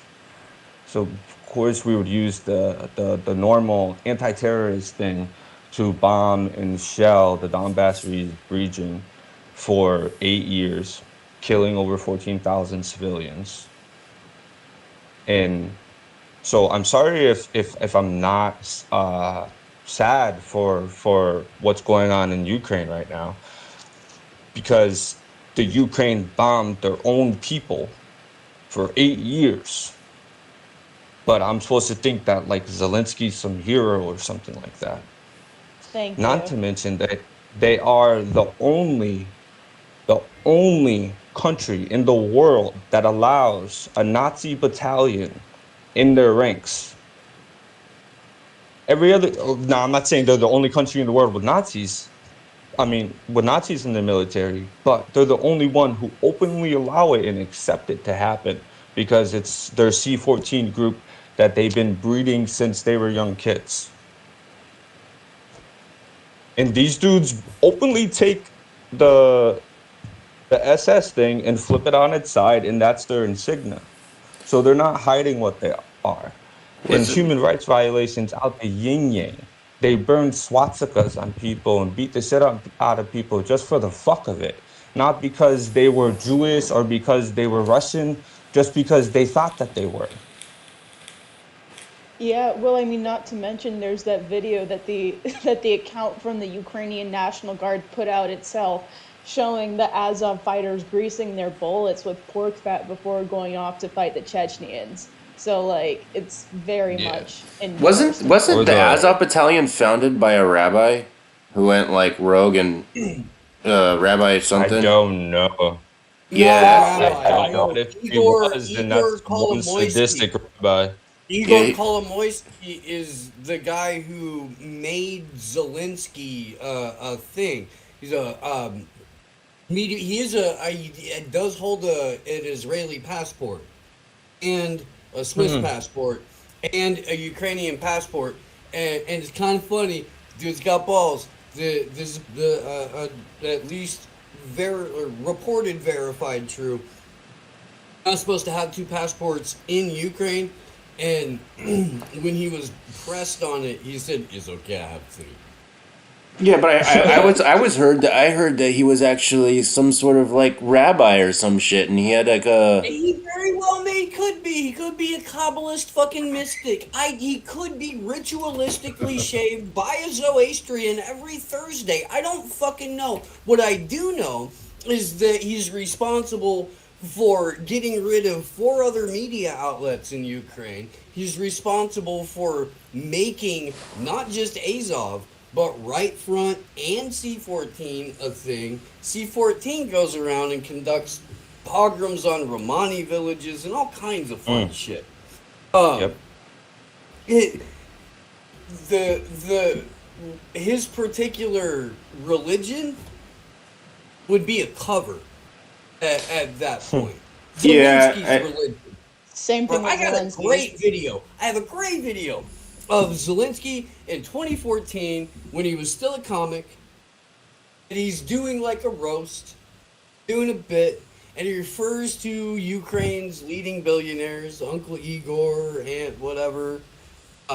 We played it on the show a couple of times. And he's apparently writing home, talking about what it's like in Ukraine. And he's like, yeah. I have a great life while they're letting me live it. Of course, I signed up with the Banderites because, how else are you going to get a job? We all know this. Doing Nazi salutes on stage, talking about, we're allowed to make money, so that's great. Plus, we can always take money and property from the Russians. And, the audience is eating it up, cracking up. This is the guy who's going to be on a reality TV show, or not a reality TV show, but a TV show where he becomes the president, and then he becomes the president after opposition candidates and journalists are jailed, tortured, and killed, while the media outlets are being shut down. But that's, just a little bit of context leading up to who's actually pulling the strings and making decisions in that government. They're recycling photo ops and footage and shit too. There was a lot of nationalistic things after the Maidan coup. After that happened, you had them ban Russian language when 1 in 3 Ukrainians speak Russian. So they were telling them that they can't speak Russian, they can't even fill out paperwork in Russian. And I think it's something like either 1 in 8 or 1 in 5 Ukrainians are of Russian nationality. So they were putting all these limitations on Russians when there was a lot of Russians in the country. That's what forced the Donbass region, Donetsk and Lugansk, to rebel against the coup in 2014 and to become independent republics aside from Ukraine. Crimea too. Yeah, no, that was poor shit. They wouldn't accept it. They wouldn't accept it, and they agreed in the Minsk agreement the Minsk Accords to stop shelling the area. They never stopped shelling the area. They never recognized the Donbass region as independent, and they broke the agreement and then cried to the international leaders about how Russia's breaking the agreement. To say nothing of the fact that this is an exact copy of what the U.S. and NATO did with Kosovo in 1999. Except for the U.S. and NATO got to shell the shit out of Serbia for 78 straight days. And there weren't anybody, there was no, crew of hackers get in there and fuck anybody up, right? In 99. But the U.S. and NATO got to shell the fuck out of Serbia for 78 straight days. Oh, there was hackers in 1999. There was. No. Not that we're gonna get on board for any ethnic Serbs. Certainly not being under the perceived quote unquote side of either uh, uh, Russians or any kind of communism in general. The balkanization of that particular area was pretty fucking bloody. But it's the exact same playbook because Kosovo declared itself independent in 1991 when the Soviet Union collapsed. So for 8 years, there was significant violence. And then after 8 years, the U.S. and NATO go, hey, we recognize your independence, and we're going to send troops in to secure your borders and support you in your time of need. Yeah. And let's not forget either, they knew what they were doing. They knew what they were doing when they started to try and pull Ukraine into NATO. They knew what Russia would do. We've seen it happen in Georgia. We've seen look, it, and they real quick, and I'm sorry to interrupt. Right. I really want your opinion on this. If everybody in the room knows decades in advance exactly what's going to happen if these particular lines are crossed, and then everybody in the room on the exact same day leapfrogs each other over those lines, is that all of a sudden all of these smart people just woke up stupid? Or is all of this fucking intentional? I would love some opinions. I think it's very intentional. I think the timing is right for them to pull this move right now. Everyone's coming out of COVID. The economies aren't what they're supposed to be. And Russia is, you have unipolarism versus multipolarism right now is what it is. For years, we've been living in a unipolar world where the UN, the European Union, and the United States controlled everything. They did what the fuck they wanted in the Middle East, to Asia, to anywhere that they wanted. So Russia invading Ukraine is Russia saying, well, no, you don't make all the decisions. We live in a multipolar world, not a unipolar world. And there's us, China, whoever the hell else they have on their side is saying we stand, I think Pakistan and stuff like that, we stand for a multipolar world instead of a world where there's unions and stuff like that that make the decision for every country is made by 8 people who fucking sit comfortably in suits. So that's what I think what this is all about. I think that's what Russia is trying to prevent, the continuation of a multipolar world. And if you take the time, which it's pretty, because I don't like the man, so I don't like looking at him, but if you take the time to listen to Putin's 2007 Munich speech, it's like wars continuing or wars never ending, or it's called, or something like that. He lays this all out. He said and we're talking about what, 15 years ago. He says exactly what we're witnessing right now, and he talks about it being all about unipolarism and multipolarism.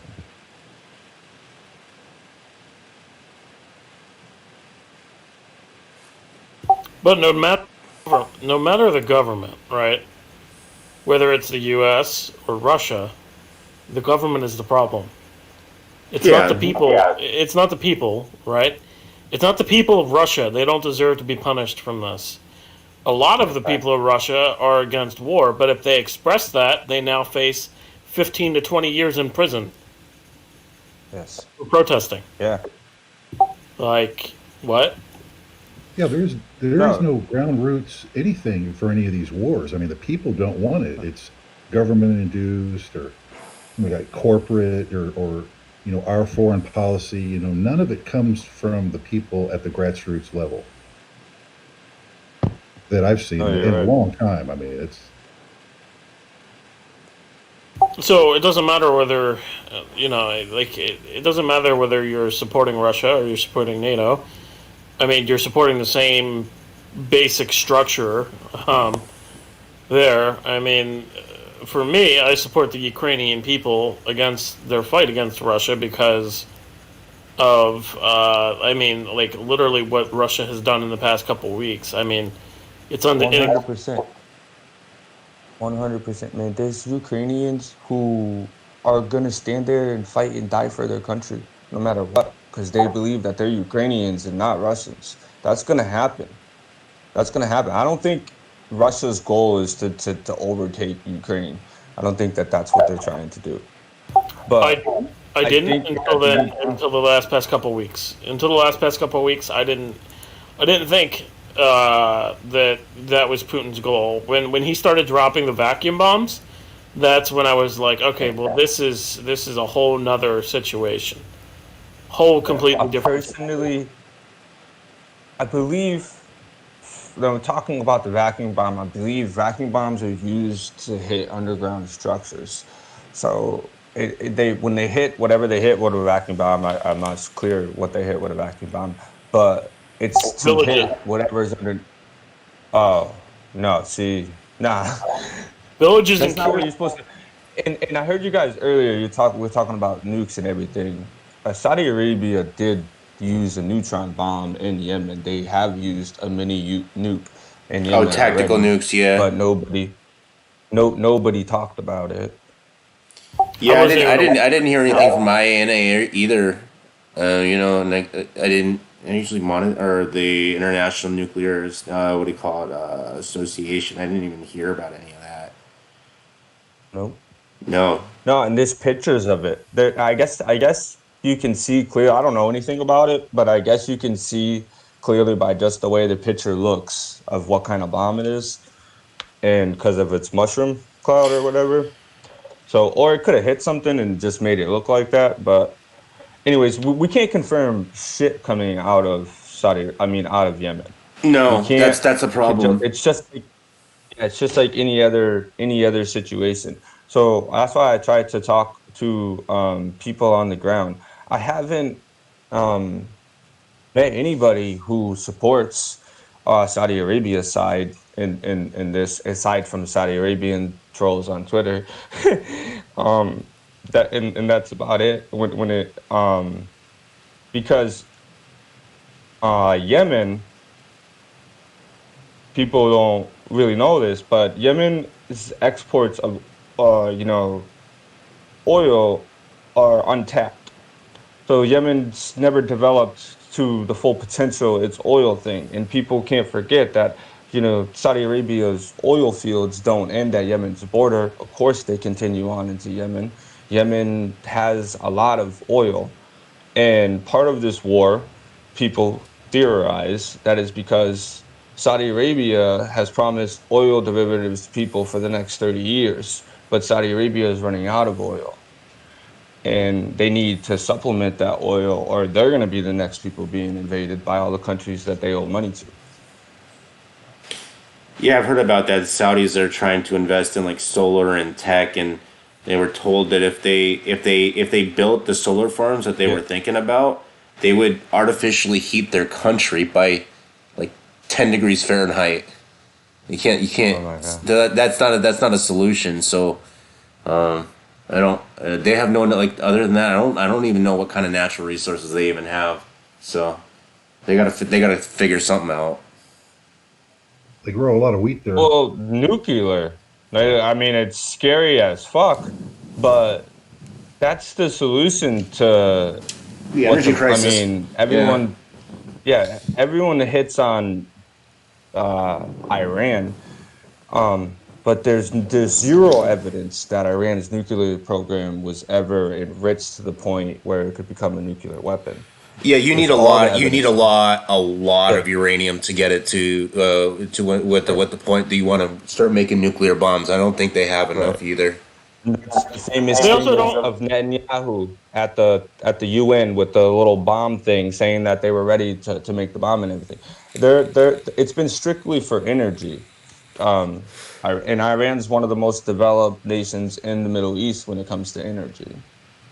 Well, I've said this a long time. Nuclear is a solution for long-term energy production. The thing that people always demonize are these accidents that happen. But in the grand scheme of nuclear power plants, we've only had so many accidents, and a lot of people don't understand what the difference between a level 1 and a level, like the different levels of nuclear waste.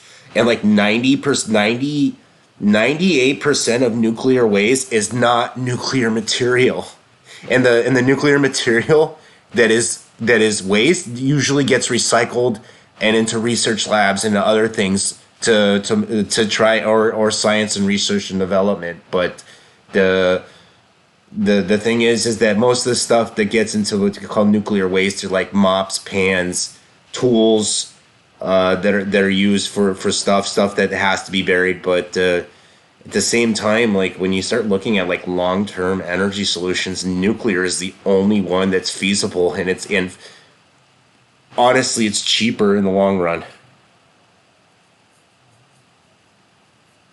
I'm not a scientist or anything, but like, doesn't it not pollute the environment? Generally, no. No, not really. I mean, I mean, have there been shitty plants in the past that have leaked? Yes. Yeah. Yeah. But it really- but at the same time, when you think about how long it takes, like an average nuclear power plant takes about at least 10 years, and a lot of it is not towards the actual building process. It's a lot of it is towards the engineering. I mean, those things have to function 100% at 100% of the time. You know, it's not like other. It's not like other. It's not like yeah. Yeah, it's not like other. It's not like Go ahead. They did Stuxnet on Iran, and that just proves how finicky. I don't know if anyone's ever heard of Mr. Sterling. He was a CIA operative who became a whistleblower. He wrote a memoir, and they arrested him after he released his memoir. And in his memoir, he was tasked to give Iran false nuclear parts. When you think about that, think about what could have happened if Iran didn't discover that they had, faulty nuclear parts, and they tried to like fire up a nuclear plant and it went kaboom. They would be like, oh, look at this mistake Iran did, in knowing that they were the ones who did it. And just to put that on one of our agents like that, and then to fucking jail him for 5 years when he talks about it.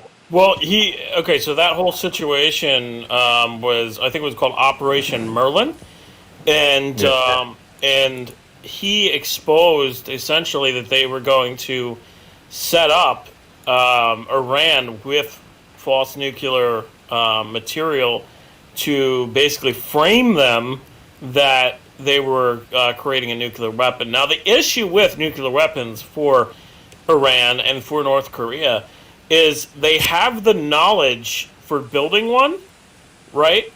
Partially. They don't have the full knowledge of how to build an efficient nuclear weapon. Oh, they're probably only ending with partial detonations instead of full detonations. That takes some precision, and America dropped like hundreds of them to get that right. That's true, and not only America, but also other countries have done it too.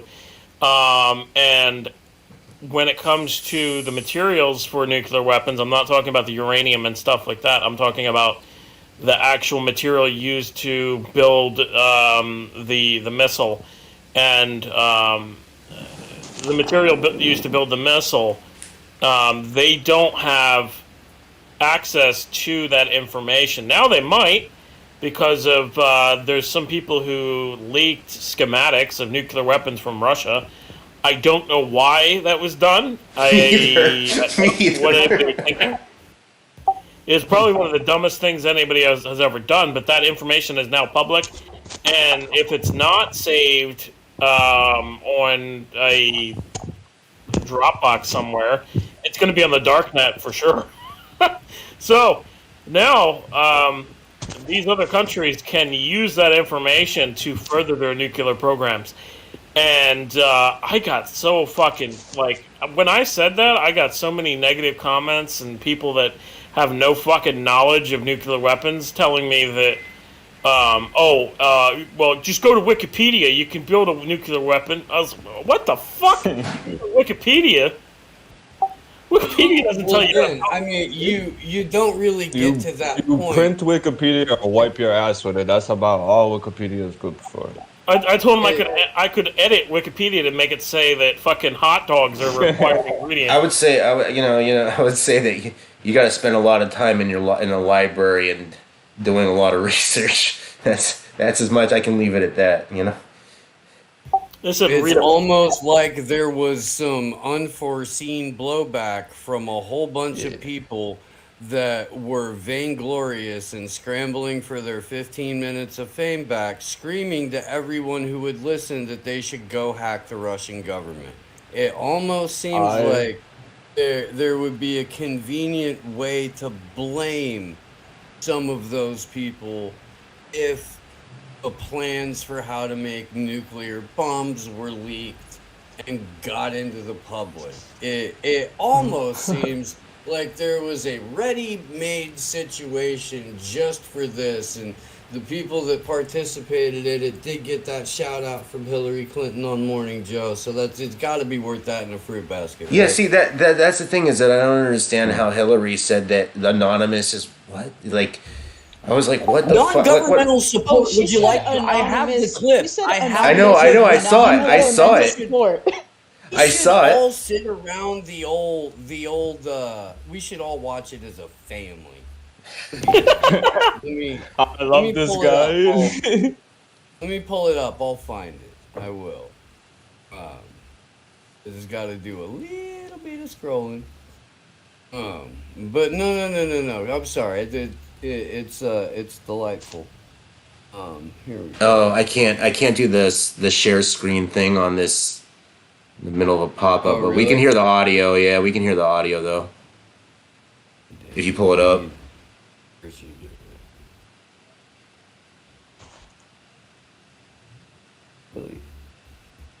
see. I have a whole bunch of stuff that I've sent Sleepy over the last week or so. Did I send you the clip too, Jones? Didn't I? Nah, it was I asked for a banker's clip. Yeah, the thing that I didn't understand is how the fuck was the buzzer hacked? You know the shortwave band. Like there's been some high level fucking, that's not exactly a hack. It would be I think it was over broadcasting or somebody was actually in the facility. Satellite hacked. Legitimately, I know that there was satellites hacked. Okay, so the people But that the buzzer is on the shortwave band, which means that somebody would have been. My radio knowledge is in the mid grade, but like it's not like expert level. Like there's several ways that you can broadcast on that frequency.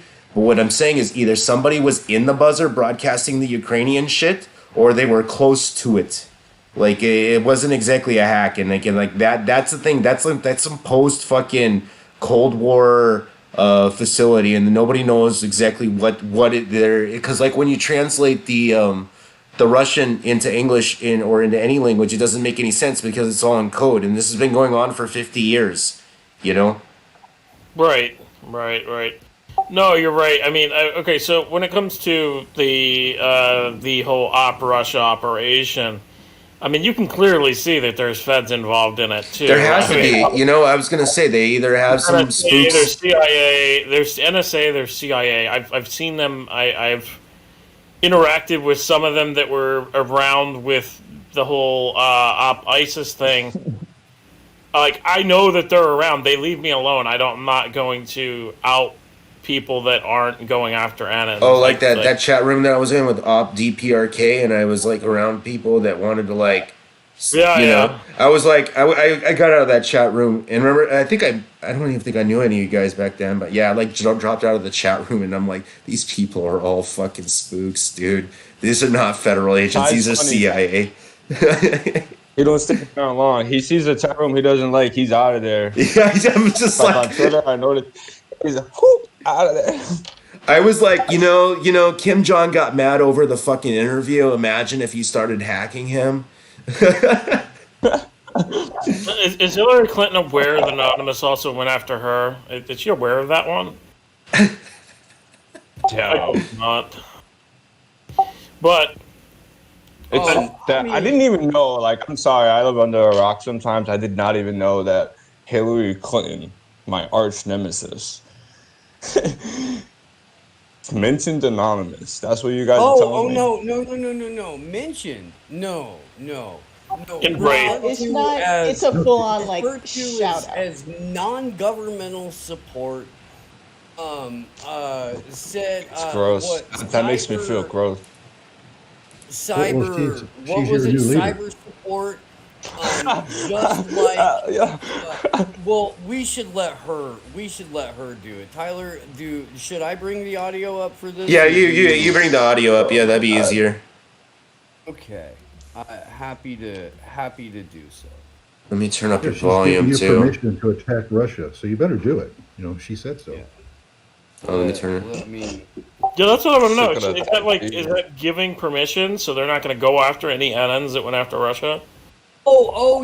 There's a whole target list that Hillary Clinton gives in this interview here. Yeah. No, I saw it, but I mean, like, I'm just saying, are they officially saying they're not going to go after Smoking NNs? fucking crack. Well, yeah. Well, you're like, Yes, Gaddafi. the State Department and the CIA and the FBI are all just gonna give everybody a fucking attaboy over and totally not hold it over anybody's head. Absolutely. Yeah, Until they it's not don't like use it Commander anymore. X sits Totally in gonna prison happen. right now for decade-old DDoS charges. Well, that's Not what I'm even- saying. not even That's what I'm cyber saying. war DDoS They went charges.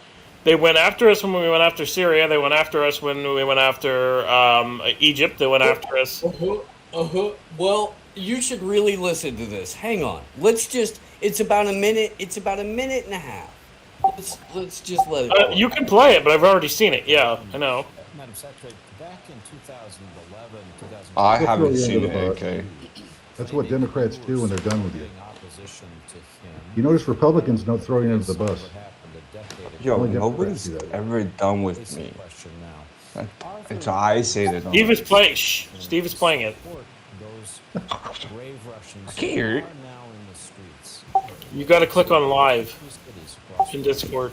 protesting this war. What can we do as a country to encourage and support those people? David, that's a great question. And even though I did not encourage the demonstrations back in 2011, I did point out on behalf of our country that they were in response to what was an obvious effort by Putin to stay in power and to literally rig his elections. Now we are looking at Russians once again in the streets. They don't want a war with Ukraine. There's a lot of family and other connections between Russians and Ukrainians. I think we can have both, what I would argue for government support, but also non-governmental support. There were reports overnight that Anonymous, a group of hackers, took down Russian TV. I think that, people who love freedom, people who understand that, our way of life depends upon supporting those who believe in freedom as well, could be engaged in cyber support for those in the streets in Russia. We did some of that during the Arab Spring when I was Secretary of State. I think we could be also attacking a lot of the government institutions and, again, the oligarchs and their way of life through cyber attacks. And it will be difficult to get actual physical support, but I think we should be looking at that. I mean, the old days of, Radio Free Europe and beaming in accurate information into the homes of Russians, we should be doing everything we can now online to replicate that. It will be very...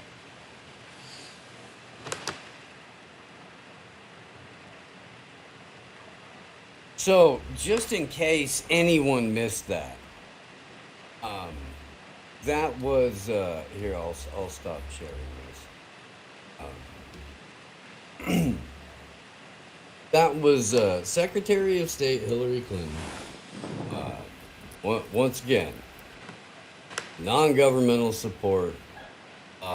Partners when I was Secretary of State during Arab Spring. And yeah, here's a hit list of governmental institutions and individuals that, on behalf of your good friends in the U.S. government, we would like you guys to target, because we're totally not going to hold that over your head. And again, I said this at each and every time we played this clip on the show, that what Hillary Clinton did on Morning Joe there is what Julian Assange is ostensibly being indicted for, on at least one, if not three, of those charges. In many ways, Anons or Anonymous have been rolled up and used, targeted because of involvement with WikiLeaks for doing exactly what Hillary Clinton is thanking each and every person who participated, apparently not just in Op Russia, but in the Arab Spring, for doing on behalf of her, personally.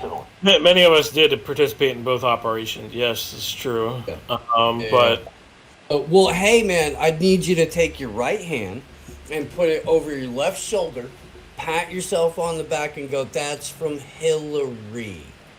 That's from HRC." I would just like to say that I did not participate in Op Russia. I think I made my opinions about that clear in the chat.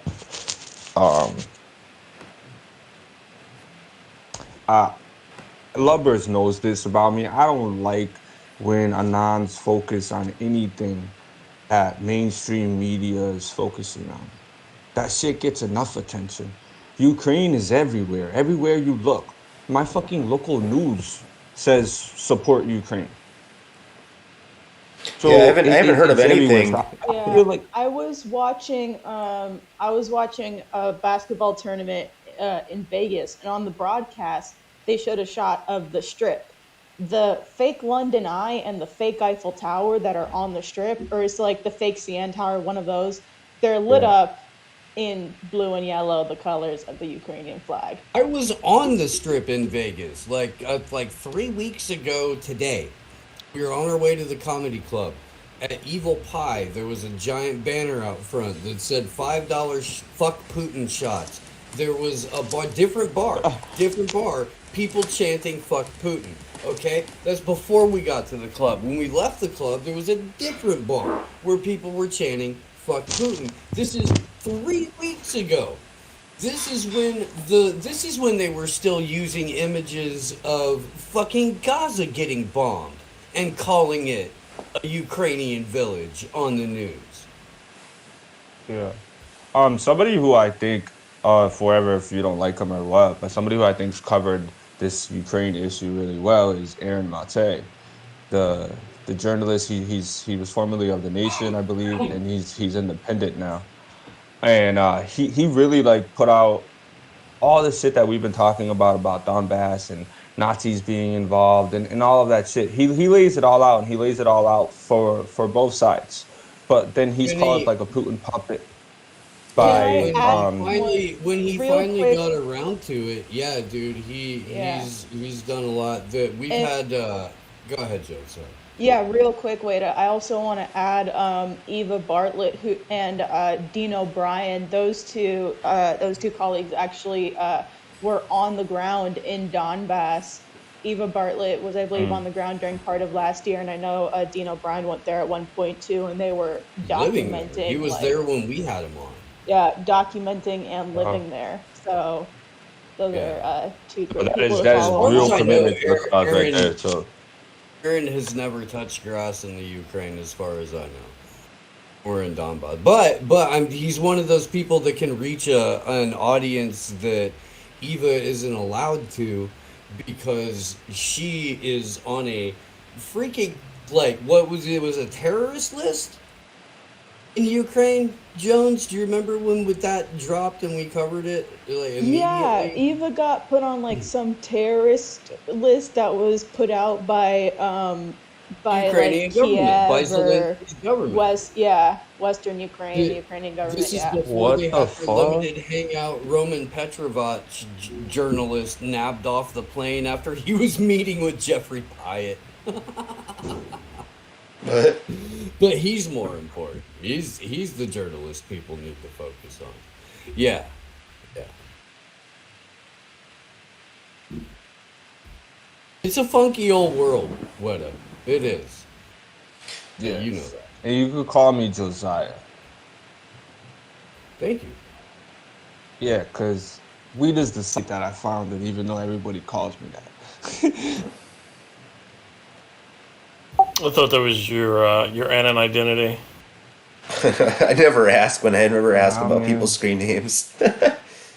It's just like the nick I would use in chats, so I guess it became that, but it's always been my site, wethecoalition.org. All right, well, So that's why, Josiah's like, a good name too. and for So, the record, like, Mark messaged me the other day because I changed my name on Twitter to my real name. And he's like, "Oh, nice name." Like, just taking jabs at me because I put my name. But I've been signing my name on the bottom of my articles for the last 5 years. So just Yeah, that's proves true. that people like AKA doesn't read my articles. No, I'm playing. well, you know what? You got a nice name, so there. How does that prove that I don't read your article? That doesn't make any sense.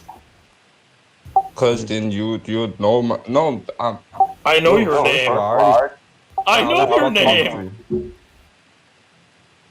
I know your name. I just didn't know that you would come on ABB with your actual name. I thought you wanted to go on with your alias, but whatever. I don't give a fuck, bro. Try me. Come at me, bro. The views of Josiah do not reflect those of the views on the rest of this panel. Well, I mean, that happens. You don't That have to go happens. after us, really. I mean, that happens to a lot of Anons. They get doxxed and they're like, "Oh my god, they're not up." And I'm like, I've already been doxxed too, and it's like, and then really nobody really said shit about it, and that was just like, okay, so nobody gives a shit about it. I'm still gonna keep the alias. Yeah.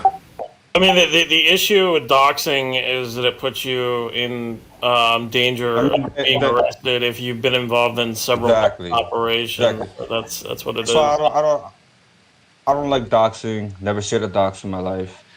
A dox on somebody who's like, deliberately frauding the people. That okay, I'm cool with that. But a dox, some doxes like have like the whole family in there. And shit, that shit's just unnecessary. Yeah, you only do that. You only do that when it's actual like when it's actually like a real crime, like a child predator or something. I mean, like right, exactly. But I've seen, you're right. I've seen some Anons drop doxes. Just go crazy over like this guy stole my girlfriend, so I'm just gonna put his whole family out there. Yeah, that's literally what it started over. It started over with an ex. That's how it started, and it had nothing to do with like anything that I'm actually doing. It started with an ex girl. It started with an ex. That's how I got doxxed, and I was like, great, it's so fucking great. Personal bullshit coming into the real world. I'm gonna dox you. Just be tripping.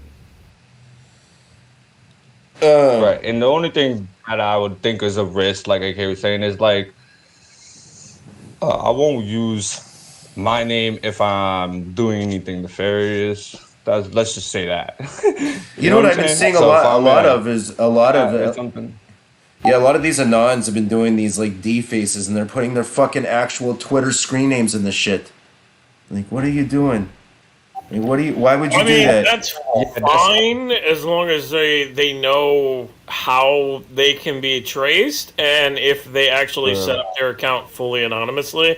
Because most of these I almost said retards. Well, wait, you can't say that. You can say retarded though. You can say anyway, retarded. most of these people. All right, so most of these people are morons. And they literally don't set up their accounts fully anonymously, and they use a phone that they purchased at the fucking store to set up their Twitter account, or they use their phone number like a moron, like Phoenix did, and he got arrested for. And then they go DDoSing the police department for a month. Yeah. Oh my god. Yeah, he did that. Yeah.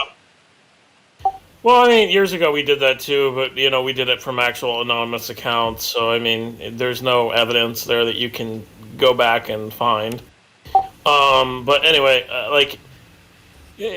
that's the thing is that people they don't know how to set up actual fully anonymous accounts, and when they go to set up a Twitter account, are you changing your user ID on your fucking computer? Are you changing your browser ID information to hide your browser identification information because that can be used to trace you? Are you changing your MAC address before you do that? Are you changing your fucking IP address and your DNS? And most people only care about the IP address and DNS. They don't look at other things where, my user ID could lead back to me, my computer user ID, or my MAC address could lead back to me, or my browser identification data can lead back to me. They don't understand fully how computers work, and that's the Well, they don't issue. understand. They don't understand networking concepts. Yeah. Not only networking, they don't understand networking, but they don't also understand how software, such as a browser user ID, can identify you based off of your browser fingerprint, right? So they don't understand that shit, and because they don't understand that shit, their accounts that they've created, they're not actually fully anonymous. They have holes in them that they don't see. But intelligence agencies and people with back knowledge on Twitter can see. So, they're partially anonymous, right? They're pseudonymous in some senses. But, a lot of these people, if you're going to do something, you don't do it from a fucking account that you've had for years, where it's so much fucking data mining that you can get out of you, where you can be identified pretty easily because you've probably slipped up over the years. Or Everybody even Not only heuristics that, data, but, Yeah, you're putting other people who you're communicating with at risk too. People who may trust that you're up to date, that you're fucking layered like an onion when you're not, and then that's when you put multiple people at risk. And that's shit that we're seeing way too often these days. Well, that's why there's old fags that are around now that aren't What'd you working call with. me? No, I'm saying. That's why there's old fags around right now that aren't working with any new people, and they're only working in small groups of I don't know, 6 people, 8 people at the most. I mean, and they're running shit with this whole Op Russia thing. There have been some serious big hacks. There's been some top hacks, satellites hacked.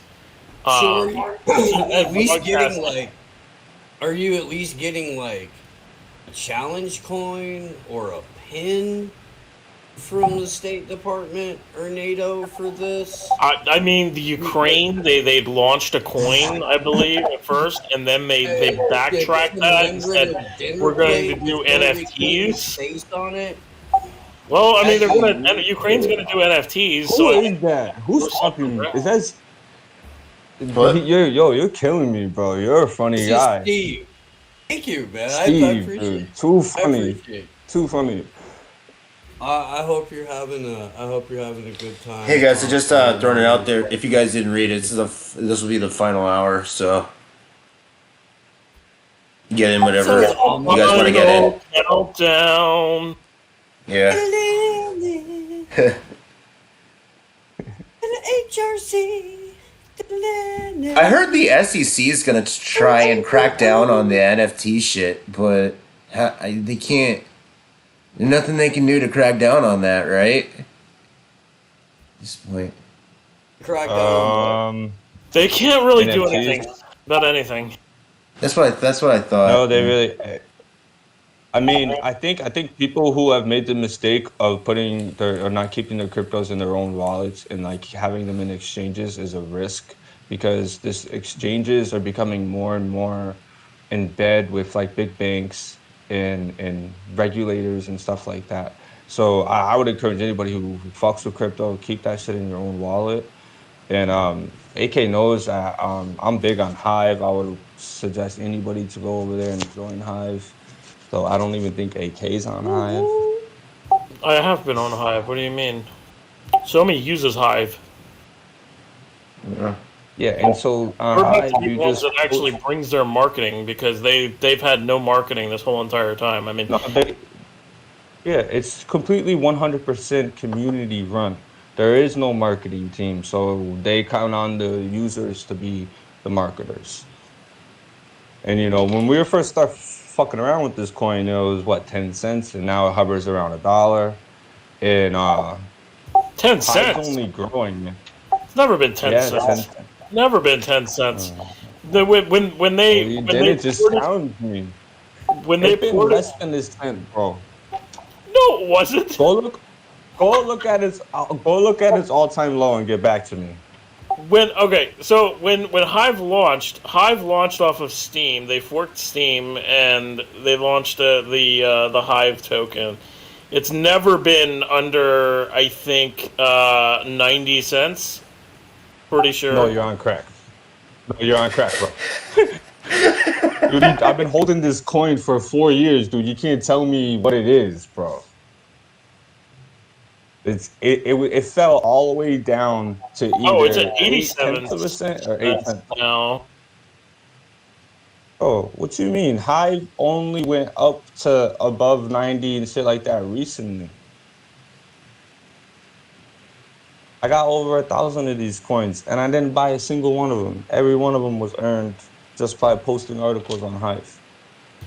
Yeah, I earned pretty quickly on Hive too. But no, the highest price that they had was $1.89.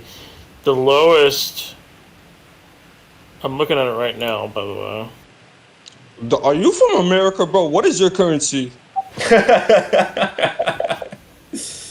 Oh, I'm sorry. The highest that they had. I'm looking at the chart right now. The highest they had was 287. Okay. The lowest. The highest they had, that all-time high is $3.41. The all-time low. God.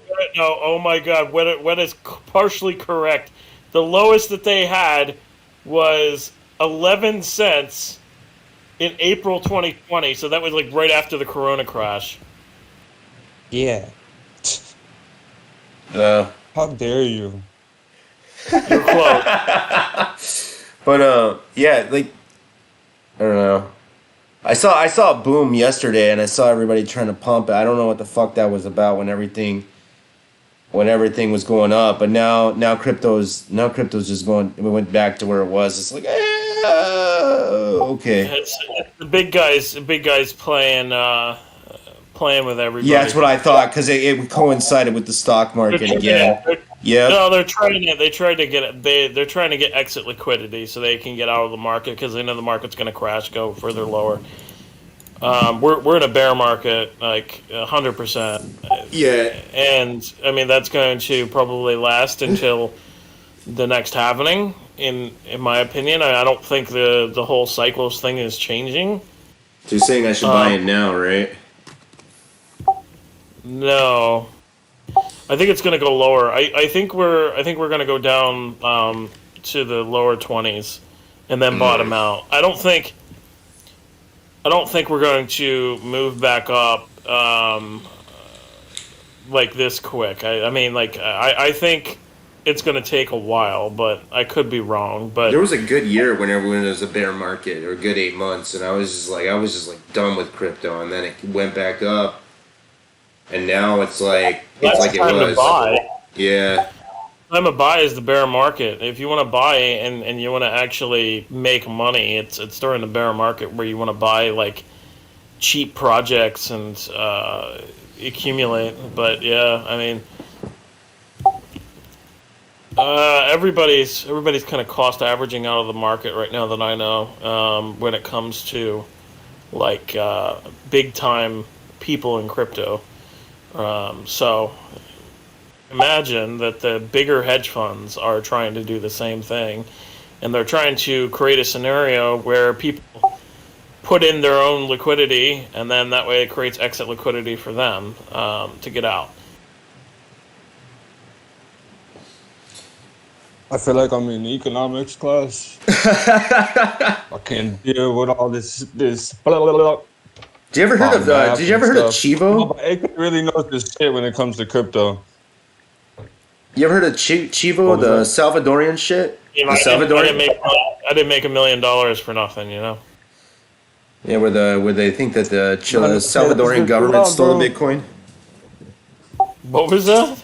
Yeah, Chivo was like because like Salvadorian money was like kind of getting worthless, so they were encouraging to people to use like Chivo and shit, which was like incorporate some way that they incorporated into Bitcoin on something, and then it had all these. They said they have all these bugs, and people were saying that their money was disappearing out of their wallets, and then nobody realized that they didn't have the private keys to these wallets, and the only one that did was the government. Yeah, and the government had it. So when their money disappeared, there's nothing wrong with Bitcoin or the blockchain. Their own government, they don't understand. Their own government stole their money. Their own government was stealing their money. Yeah. I mean, come on, they do it all the time. That is Chivo. That's the Yeah. Ecuadorian wallet. Yeah. Their own government. Yeah. Their own government stole their money. There's no bugs. There's nothing wrong with it. You don't have to. Your fucking government stole the money. That's what happened to it. Oh no, that's probably true too. But there was actually a backdoor into the wallet that they did not fix, and that was found by an auditing company. I remember that. It was so stupid. They released a wallet without auditing it. It's like, why would you release something like software-wise without doing any type of auditing or QA? Because you're a criminal. Oh man. Somebody didn't think this one through.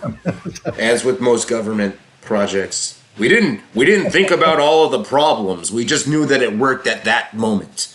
Well, I mean, if you want to talk about something really funny, I mean, the IRS's systems are so outdated that if any country wants to hack and really destroy all of Americans' lives at once, all they have to do is hack the IRS.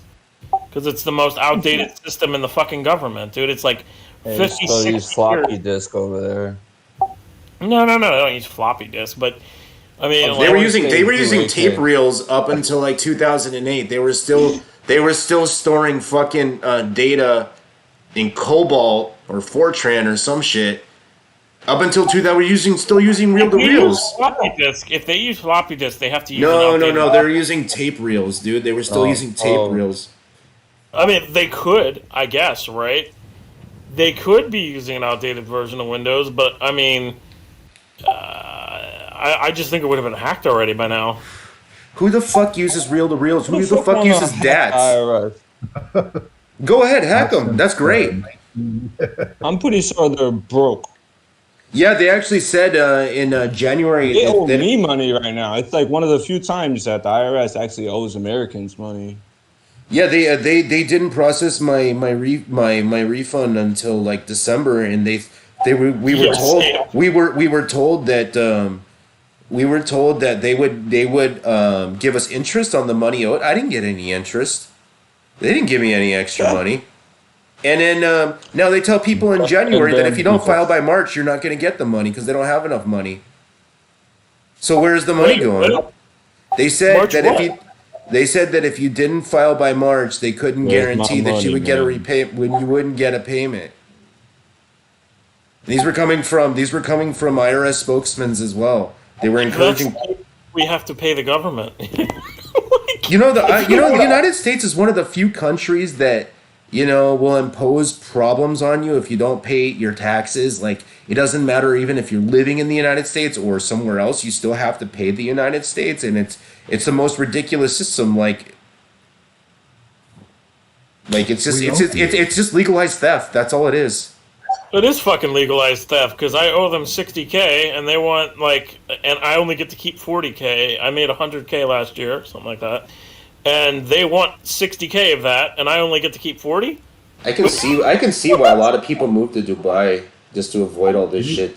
You need some write-offs, dude. I mean, just move to Dubai. Right. I had write-offs. If I didn't have fucking write-offs, I would probably owe more. I didn't have a lot of write-offs, but I mean, I had some.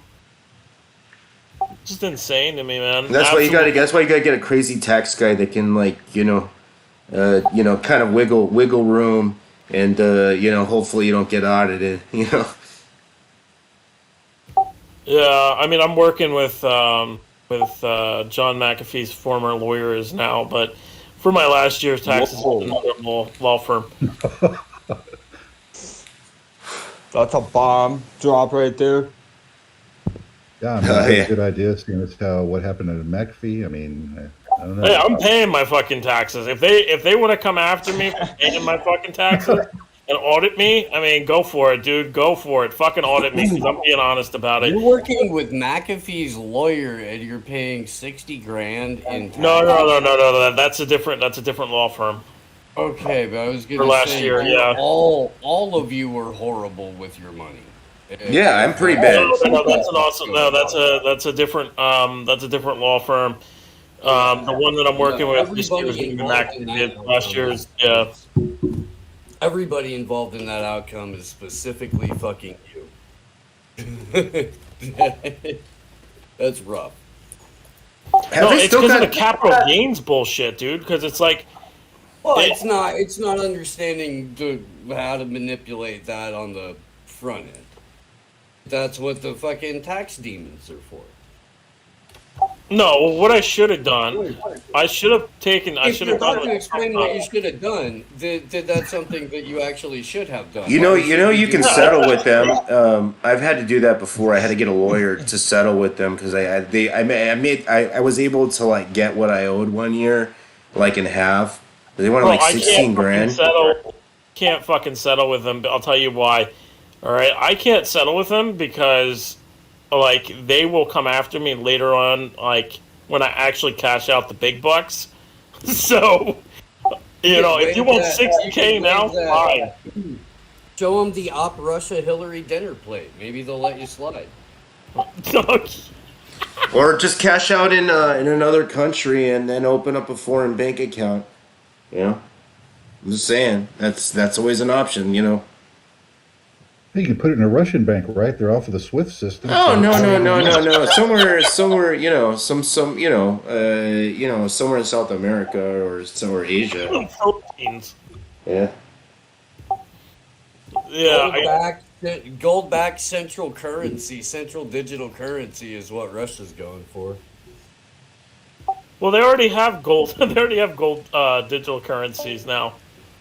Like as a state monetary unit, like so like a CBDC. Yeah, you're probably right, to be honest.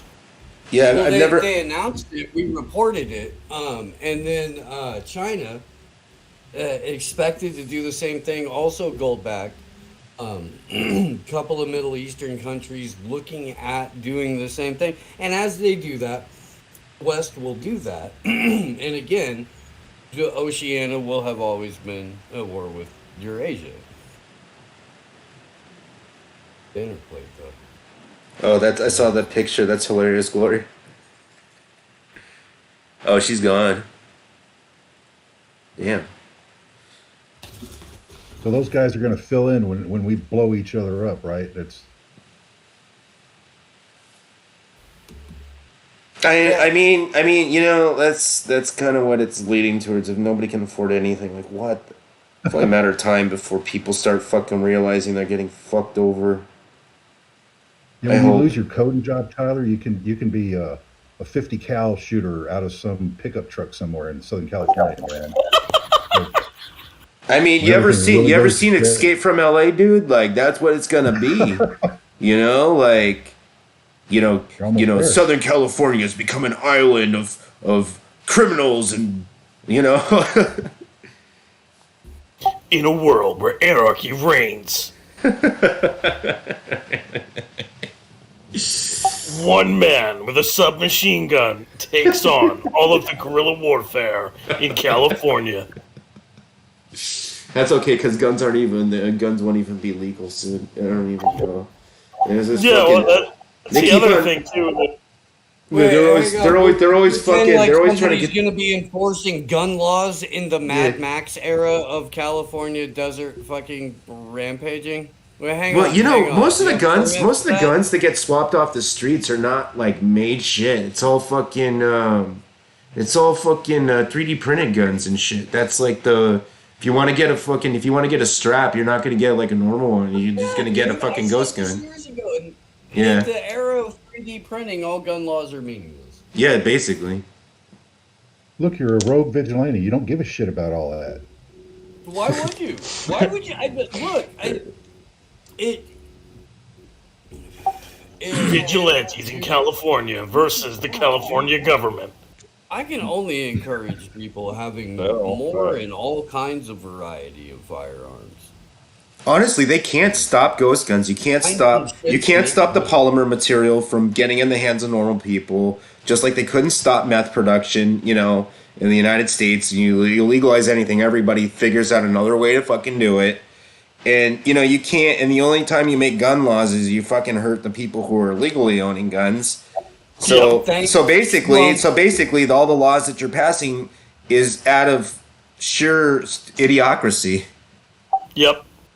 Well, I mean, like, here's the thing. I mean, when you create laws where restricting people from something, they're going to find a way to get it, right? Yeah. And on top of that, I mean, like, 3D printers exist now, guys. People can 3D print fucking guns. Do you want those, or do you want the ones that are registered? Actually, the ones that are these ghost guns, they're highly technical and. Comment. I was gonna say it. No. Well, you be don't, honest. you don't have to 3D print. If you could go through Palisades Heights and go by Nancy Pelosi's house, wouldn't you just love to rake it with some 50 cal? I mean, Whoa. I don't know if you can say it on the air. Okay, hold on. Where is Mr. Mark? Maybe. I need Mr. Mark for that PSA number. Not today, officer. No. No thanks, officer. No. I'm not into killing. oh, come on. No. It's Mad Max. All your petitions and all your voting failed. And the man's Remember name that. is Alamo. But have you seen like I remember I was looking at like 4 or 5 years ago looking at, you know, I mean I'm not a gun owner. I don't plan on being a gun owner anytime soon. Just personal reasons. So I used to have lots. But Yeah, me neither. Totally. well, it's not that. It's just because of the laws, you know, my personal reasons, you know, the laws, you know, even if somebody broke into your house in this state and you shoot them, you can get into trouble. So it was like, what's Shoot the 'em in the point? foot. Yeah, what's the Shoot him in point? the foot, shoot him in the dick. But the thing is that like, you know, Can't go around shooting people in the dick, brother. these whatever you know you want to have as like a personal defense weapon, and what you would think would be, you know, like you know, an AR style or even a submachine gun, or you know, in the state they make it so fucking stupid. Like you can't even have AR, what is it, the submachine gun style guns when they have these fucking fins where you can only have half your hand on the fucking trigger. And I go, at what point do they think that this is fucking stupid? I'm like, they have like the half hand holding the fucking thing, like cupping it. Maybe I can pull the trigger a little bit. Oh shit, it fell out of my hands, you know? Like, it's getting more, and if you have an automatic, it has to be 22 caliber. Like, what the fuck? You only need a 50 caliber fucking machine gun if you're dealing with, you know, like armored. Yeah, police. armored, yeah. That's what the bigger rounds are for, yeah. For armored police. No, I was gonna say for like, you know, LAPD armored whatever, black you know. They're not for hunting, so. Yeah, right. Even well, they have big game stuff, but you know, those are like elephant rifles and shit. But there are no elephants in the United States, so. I don't know what the hell Yeah, you plus hunting if that you're big. hunting an elephant, you're pretty much an asshole. Yeah. I've seen the videos, you know, of those, you know, they take people out to go hunt them. That's basically shooting in a barrel what they do. That's not. If you're gonna take down an elephant, you need a harpoon. I was gonna say, if you kill that elephant, you better be eating that shit for the next 10 years, because I don't believe in killing stuff unless you eat it, you know. There's no reason for a senseless death. Yeah. No. They take it and then they fucking skin it, and then they take the tusk and sell the tusk on the black market. Which I don't know what the fuck they use the tusk for. Like, I never Chess understood. pieces. It's like used to make like jewelry and shit like that. That's a Chinese aphrodisiac. They grind it up and some of that stuff. Is it really? Yeah, the Chinese I think so, actually, I yeah. think they do. Yeah, same with shark fins and shit. Hey, get you a raging one, AK. Don't There's actually down, no, it's pretty there's no scientific stuff other than eating the weird part of the animals you're not supposed to eat that do have estrogen and testosterone. So, I mean, but Part of the animals? yeah, you know what I mean. You know. No. What do you mean? Let's expand on that. Well, it's I believe they, yeah. Some they of the hard path. Let's just say eating genitalia. So. Oh, that's big around here. The bull balls. You see these Mexicans around here a lot. Yeah. Rocky Mountain oysters. Ask on it. I was just gonna say Rocky Mountain oysters. Yeah. I was thinking the same fucking thing. That's what we're all going to be eating here pretty soon. What's in between your bugs? No. Those are going to be too expensive. I'm down with the whole eating bugs thing. Dog. The squirrel meat. Yeah, there you go. Yeah. I'm down with it. Gets a little thin. I'm down with the insect farming.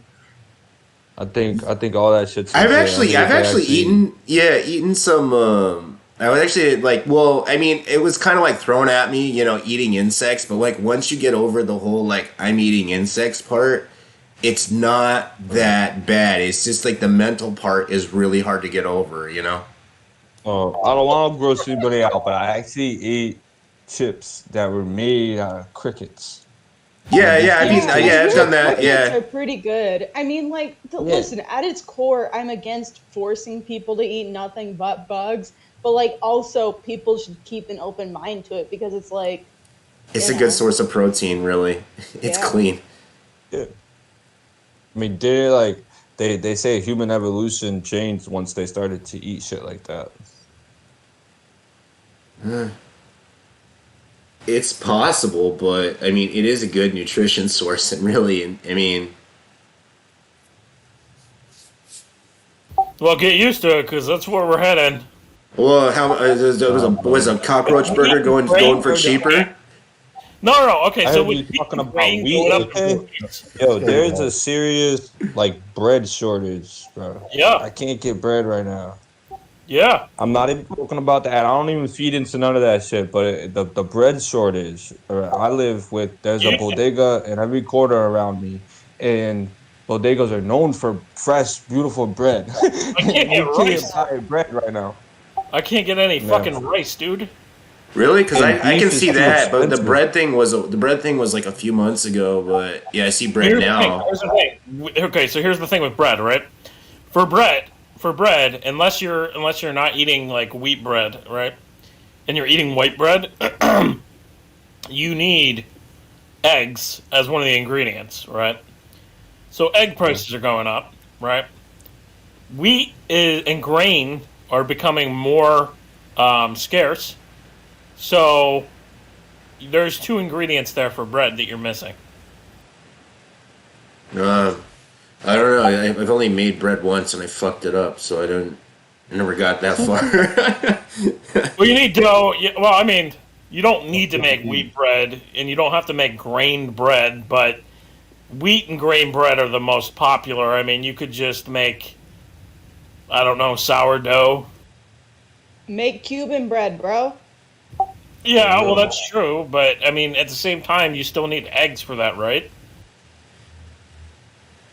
Yeah, I mean, Cuban bread, I'm not sure, I don't know, actually. bro. I don't think you do. I eat it. You need flour and eggs for bread. I think you can just do it with water. yeah, you Well, need baker. You need the yeast, the dough, and Well, yeah, you don't have that. You don't have to add egg. I think. I can do the unleavened bread. Yeah. Yeah, I without- think with without some yeast. breads, you just need flour, water, a bit of sugar, Yeast.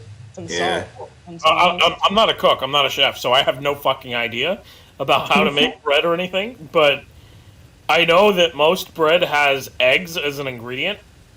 Yeah, they do. So, yeah. So, because eggs are going up in price because of this whole fucking avian flu thing, which, by the way, I think came from China, but whatever. The very first case that I saw was in China. All I got to Yeah, say. they killed. I read a random article about a month ago, and the state of New York had to kill like a couple hundred birds or seagulls or some Yep. shit because they were in some islands. One of the islands out in New York is they were doing some tests on these fucking birds, and they all had avian flu, so they had to kill them all. But it was like, if they're just flying around and they look fine, then why do you got to kill them all? I don't know. Maybe I don't know much about it. Because it's spreading rapidly to chickens and to turkeys and other birds as well, and it's been spreading rapidly for the past year and a half. So, is this flu or that you guys are talking about? Is that one of the ones that they have, like in biological laboratories and stuff like that? I mean, they have all of they have. Okay, so I've talked to several BSL lab employees, and from what I know, and basically they can create any type of virus that they fucking want. They could create a virus that is 1,000 times worse than Corona, if they wanted. Yeah, because that tweet that you sent out the other day about the biological laboratories in Ukraine, you really read what that article say, man. That shit's crazy. Yeah. Well, I mean, yeah, $80 million that we spent to set up some fucking biological. Now imagine if Putin did that with Mexico and set up a biological laboratory with Mexico right on the border with the United States. While Bet having your ass that shit will be bombed. all kinds of missiles pointed at every major U.S. city from the Mexican border, and on right off the coast. Yeah, and the article covers not just Ukraine, all over the place. In Africa. Yeah. How is this not a major story? Yeah, but the thing is, they don't now. They're not covering COVID anymore. Now everything is Ukraine. I can't even turn on the anything without any news source or any outlet without seeing Ukraine. Settings across. They just slid the settings bar from COVID to war and all. And I'm seeing people are not even.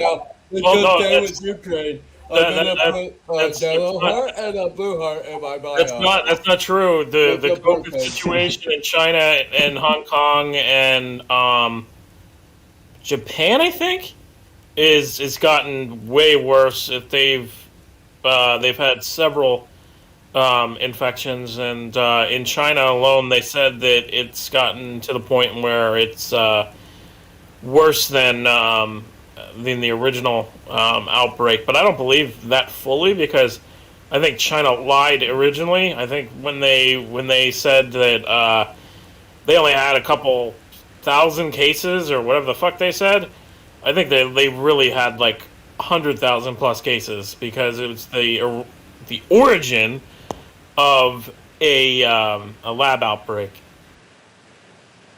We just went through 2+ years of a fucking mass psychological operation over this, and now we're gonna be oh, but there's a lot of cases coming out of places we aren't at. I don't know, man. I don't know. Well, I mean, I can tell you. I agree with COVID, and it's not fun, and I still have the cough. I'm not denying it's a real virus. The thing, I'm not. At no point have I ever. I feel like we've done this over and over and over, even on this show over the last couple of years, where everybody has to qualify this shit. That's not the fucking point. The point is, if cases don't correlate to deaths, then it's still not a fucking pandemic. I don't care what they had to change the definition to in order to fucking make reality fit their agenda. That's not the point. I'm wondering if the narrative will go back to COVID, because I haven't really heard about it much in the news. It's always been the back burner now, and I'm seeing it in the streets. People are just they don't even care anymore. I'm getting to the point where my work is telling me, you need to wear a mask, and I'm just I don't feel like wearing them anymore, really. I've been wearing them religiously for like 2 years, and I'm not at the point where like I'm getting skin irritations from the chemicals in the because I'm like highly sensitive. I guess my wife told me I had like a rash on my face from the mask, and I'm like, fucking yeah. man.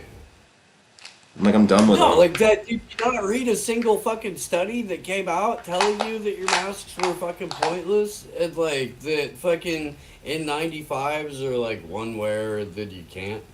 You're not supposed to recycle them, nor are they supposed to be worn for extended periods of times. Like all of the whatever, dude. I think Omicron was a blessing. Everybody got it, so it's like, okay.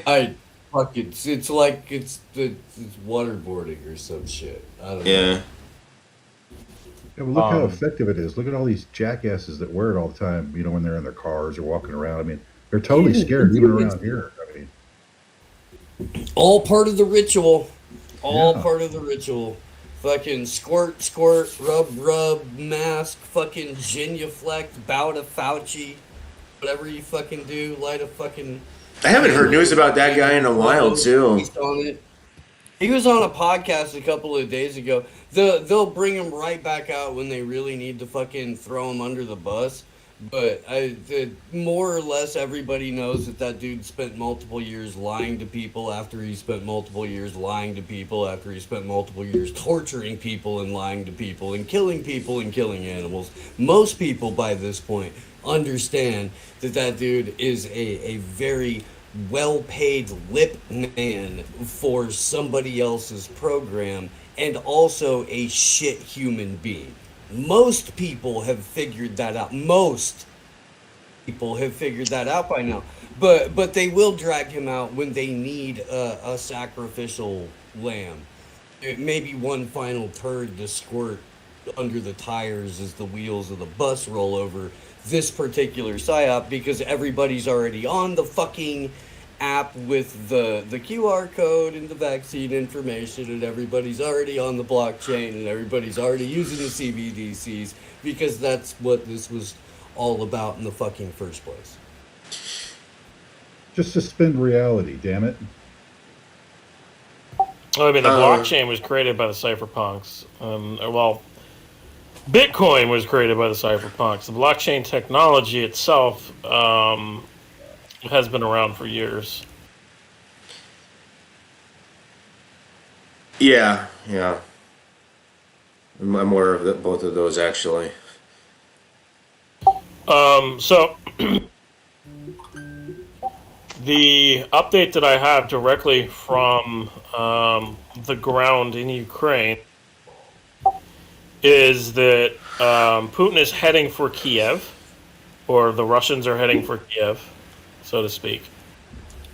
They've been doing that for a long time. Here's why I think that's a bad idea for Putin. That's what they've been saying every day for 3 weeks. Yeah. Every day. I don't think he would do that. Russians are Let me just say why. Because You have to understand. Okay, so you have to understand how. the same people that I fucking see on the ground every single day. Dude, you're not the only person on the fucking planet who knows how to get a hold of people in Ukraine or in Russia. We all have people that we're looking at video from. Every fucking day, the Russians are coming, the Russians are coming, the Russians are coming. Look, dude, the demands are on the fucking table. They're gonna go for them or they're not. This isn't about Russia versus Ukraine. This is about a global financial fucking collapse and reset. They're trying to get that, and a lot of people are helping them. Okay, so going back to what I said, the Russians are around Kiev. Not many are inside right now. There are too many weaponized people. They can't occupy the city. All troops get destroyed. There was tanks that were destroyed. A whole column were destroyed. Well, the same thing happened in a lot of countries. When they do a ground invasion, even Hitler, realized this. He was, trying to do some. Not comparing anybody right now on the air to Hitler at this point. I'm just saying that the military strategically, ground invasions are long and arduous. And Hitler thought that you could bomb people indefinitely. And in fact, if you bomb people indefinitely, it actually doesn't really kill as many people as it really intends to. It really comes down to ground invasion. The only problem with ground invasions are they're long, they're brutal, and they take forever. So even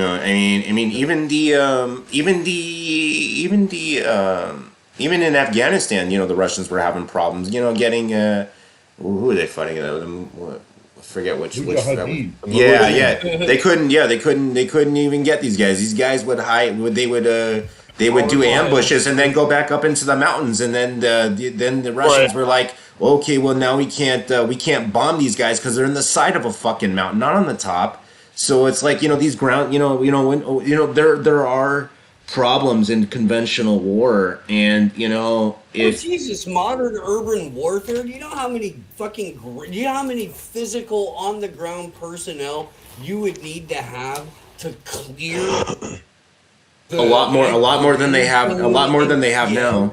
Yeah, a lot more. And look, dude, they've got every fucking merc under the sun rolling in for Ukraine. They got ISIS rolling in. They got Al Qaeda rolling in. They got fucking every single fucking terror group that the U.S. has ever created, armed, funded, and trained. There's Colombian fucking death squads rolling in. Ukraine has been the West fucking toilet for the better part. Bro, White Lives Matter. White Lives Matter is recruiting like an incel army for them.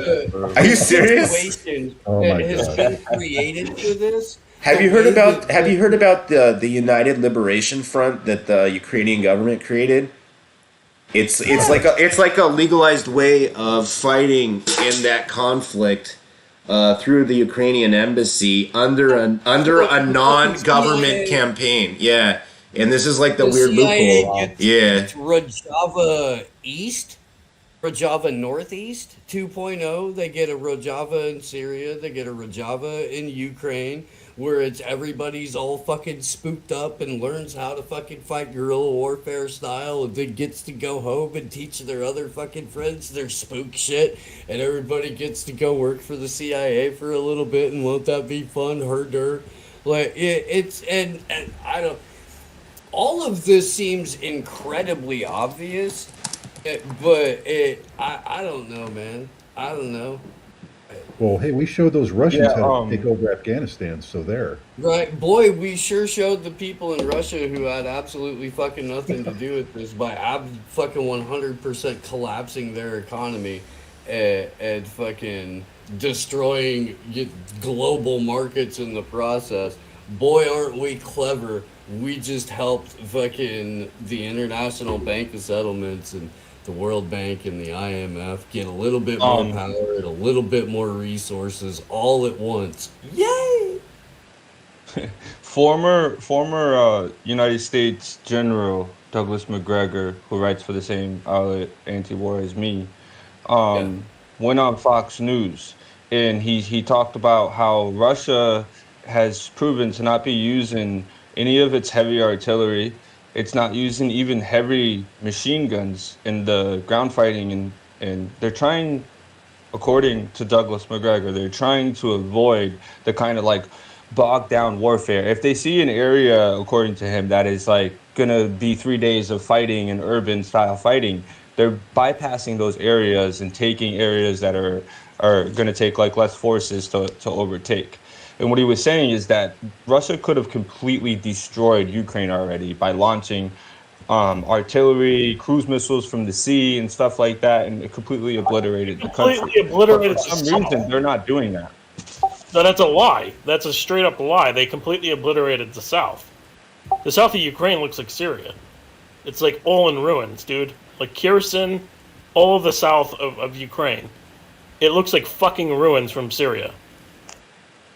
I mean, no, it doesn't. It's not even comparable to Syria. A few buildings broken down is not even comparable to the destruction I don't of Syria. think that you guys understand. You don't understand what it is the south part of Ukraine. Because, dude, I know that a lot of the stuff, I seen the Ukrainians putting out this thing saying that Russians hit this apartment building when it was the fucking Ukrainians who hit the apartment building when their own artillery shell hit the building. Well, So not there's to all mention this their own fake shit on top coming out of of their Ukraine. own artillery shells hitting the building. A bunch of their soldiers and in their government are also preventing hordes of people from leaving. I mean, we've seen the example of it with the Nigerian community and the Indian and African student community there that can't get out. Absolutely. And all I'm saying is if we can't argue that if Russia wanted to, they could have already destroyed Ukraine. 100%. If they were really bombing it the way that we know that they can, they would have already. So you have to ask yourself, why are they They doing that? let off a vacuum bomb in a village. Yes. Yes. You keep saying that, but there are no confirmed reports of that. Yes, there is. There's a video of it. No. There's a fucking video that I found directly from the ground, from people on the ground. Like, I don't understand you guys. The U.S. is the devil, right? But so is Russia. Yep. Russia's not innocent.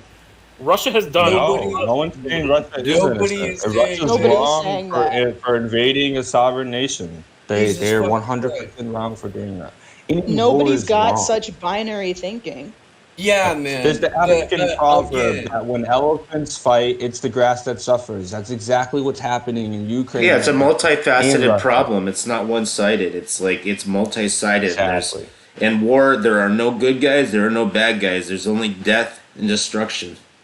There's different sides. Very well said. But what I'm saying, I believe yes, Russia did that destroy all- the whole south part of the Ukraine. It's fucking, it's absolutely destroyed. And yes, it does look like Syria. It looks like when Syria was bombed. You mean like Damascus when they completely leveled a fucking 1,000-year-old city, a thousands-of-year-old city? Yeah. Yes, That's the pretty whole entire fucking area, building after building. We got 5 is minutes, guys. completely destroyed. That's all I'm trying to say. I'm saying that they did destroy the whole southern part of Ukraine. Kherson is an absolute fucking bloodbath. The Kherson buildings and everything, that whole entire region is completely destroyed and bombed to hell. I have also seen CNN clips. I have that say the exact same thing. Well, I mean, fuck CNN. I mean, I don't care about Yeah, CNN. I'm actually getting. my what's point around. stands that the first casualty in every war is the truth. Yes, which is a quote by Hiram Johnson in 1917. I love that quote. I love that you're saying that quote. You're right. And AK, I know you're right also that, of course, in war, when there's an invasion going on, innocent people are going to die. If Russia used a vacuum bomb on this village, then there's already international investigators going to Ukraine to investigate the war crimes that have been committed in the Donbass region over the last 8 years. So if they're there, then I'm sure that they can investigate what happened in if Russia used this vacuum bomb. Then that's devastating. You can't do that to the village. Yeah, and we had video from people on the ground that Assad gassed his own people, and there was a whole report that the OPCW came out with that backed this up. Yeah, it was sarin gas. Yeah, it was sarin gas. It was done intentionally. Knew it was bullshit. But that's different, though. That's different. That's a chemical warfare. Different. It's a chemical warfare. It's a chemical warfare attack. Compared to it's a chemical warfare attack, and we know for 100% fact that the forces, the Free Syrian Army and the rebel forces in that region had acquired chemical weapons in Iraq. We know that for a fact. When they took over You guys got 3 minutes. 3 minutes. when they took over the Iraqi buildings, after the U.S. had left Iraq, right? They found chemical warfare. They found chemicals to make chemical weapons, right? Those attacks in Syria weren't 100% like the Ukrainian army could do this. The only country that has vacuum bombs, to my knowledge, is Russia. I've never heard of. Because Yeah, it's the thing is, I've technology. never heard of those kind of weapons up until they were just It's their mentioned. technology. It's using oxygen as a fucking Right. weapon, basically. Yeah. Ooh, boy. So my understanding of it is that it's used to take out like when somebody has like underground tunnels and stuff like that. It's used to, so if this was used on the surface, then it would cause the type of destruction that AK is talking about. There'll be plenty of evidence. If this happened, there's no way to deny it. 100%. The forensic evidence on the bodies will prove that they were killed with a vacuum bomb. Without a doubt. Oh, I mean the exploded fucking lungs will prove that a vacuum bomb was used. Like, evidence bears this out. When you make hasty judgments, especially in war, that's when a whole fuck ton of atrocities happen and a whole lot of justification after the fact for what we didn't know at the time, and we were just we were in the moment, and we were trying to. And look, man, I think that none of this or significantly less of this would be an issue at all if we spayed and neutered our pets and politicians and our lobbyists. I think that the root of the problem in most of these cases is the state, and I hope you enjoy your commemorative dinner plates. All right, guys, we got Don't like forget 30 about the seconds. bankers. That Yeah. was plural. I feel You like that forgot was about plural. royalty, the bankers, and the I mean, he military just said contractors, pets. Steve. He said pets. He said pets like we're like fucking what's that guy from the Wheel of No, I'm Fortune? more concerned about the police. Bob with the head. Pyros, but like I'm Perry Oh, we Farrell. can throw the police in there too, Josiah. All right, guys, I'll roll out with the credits. Dun. If I can find this tab. There we go. I declare this to be an unlawful assembly.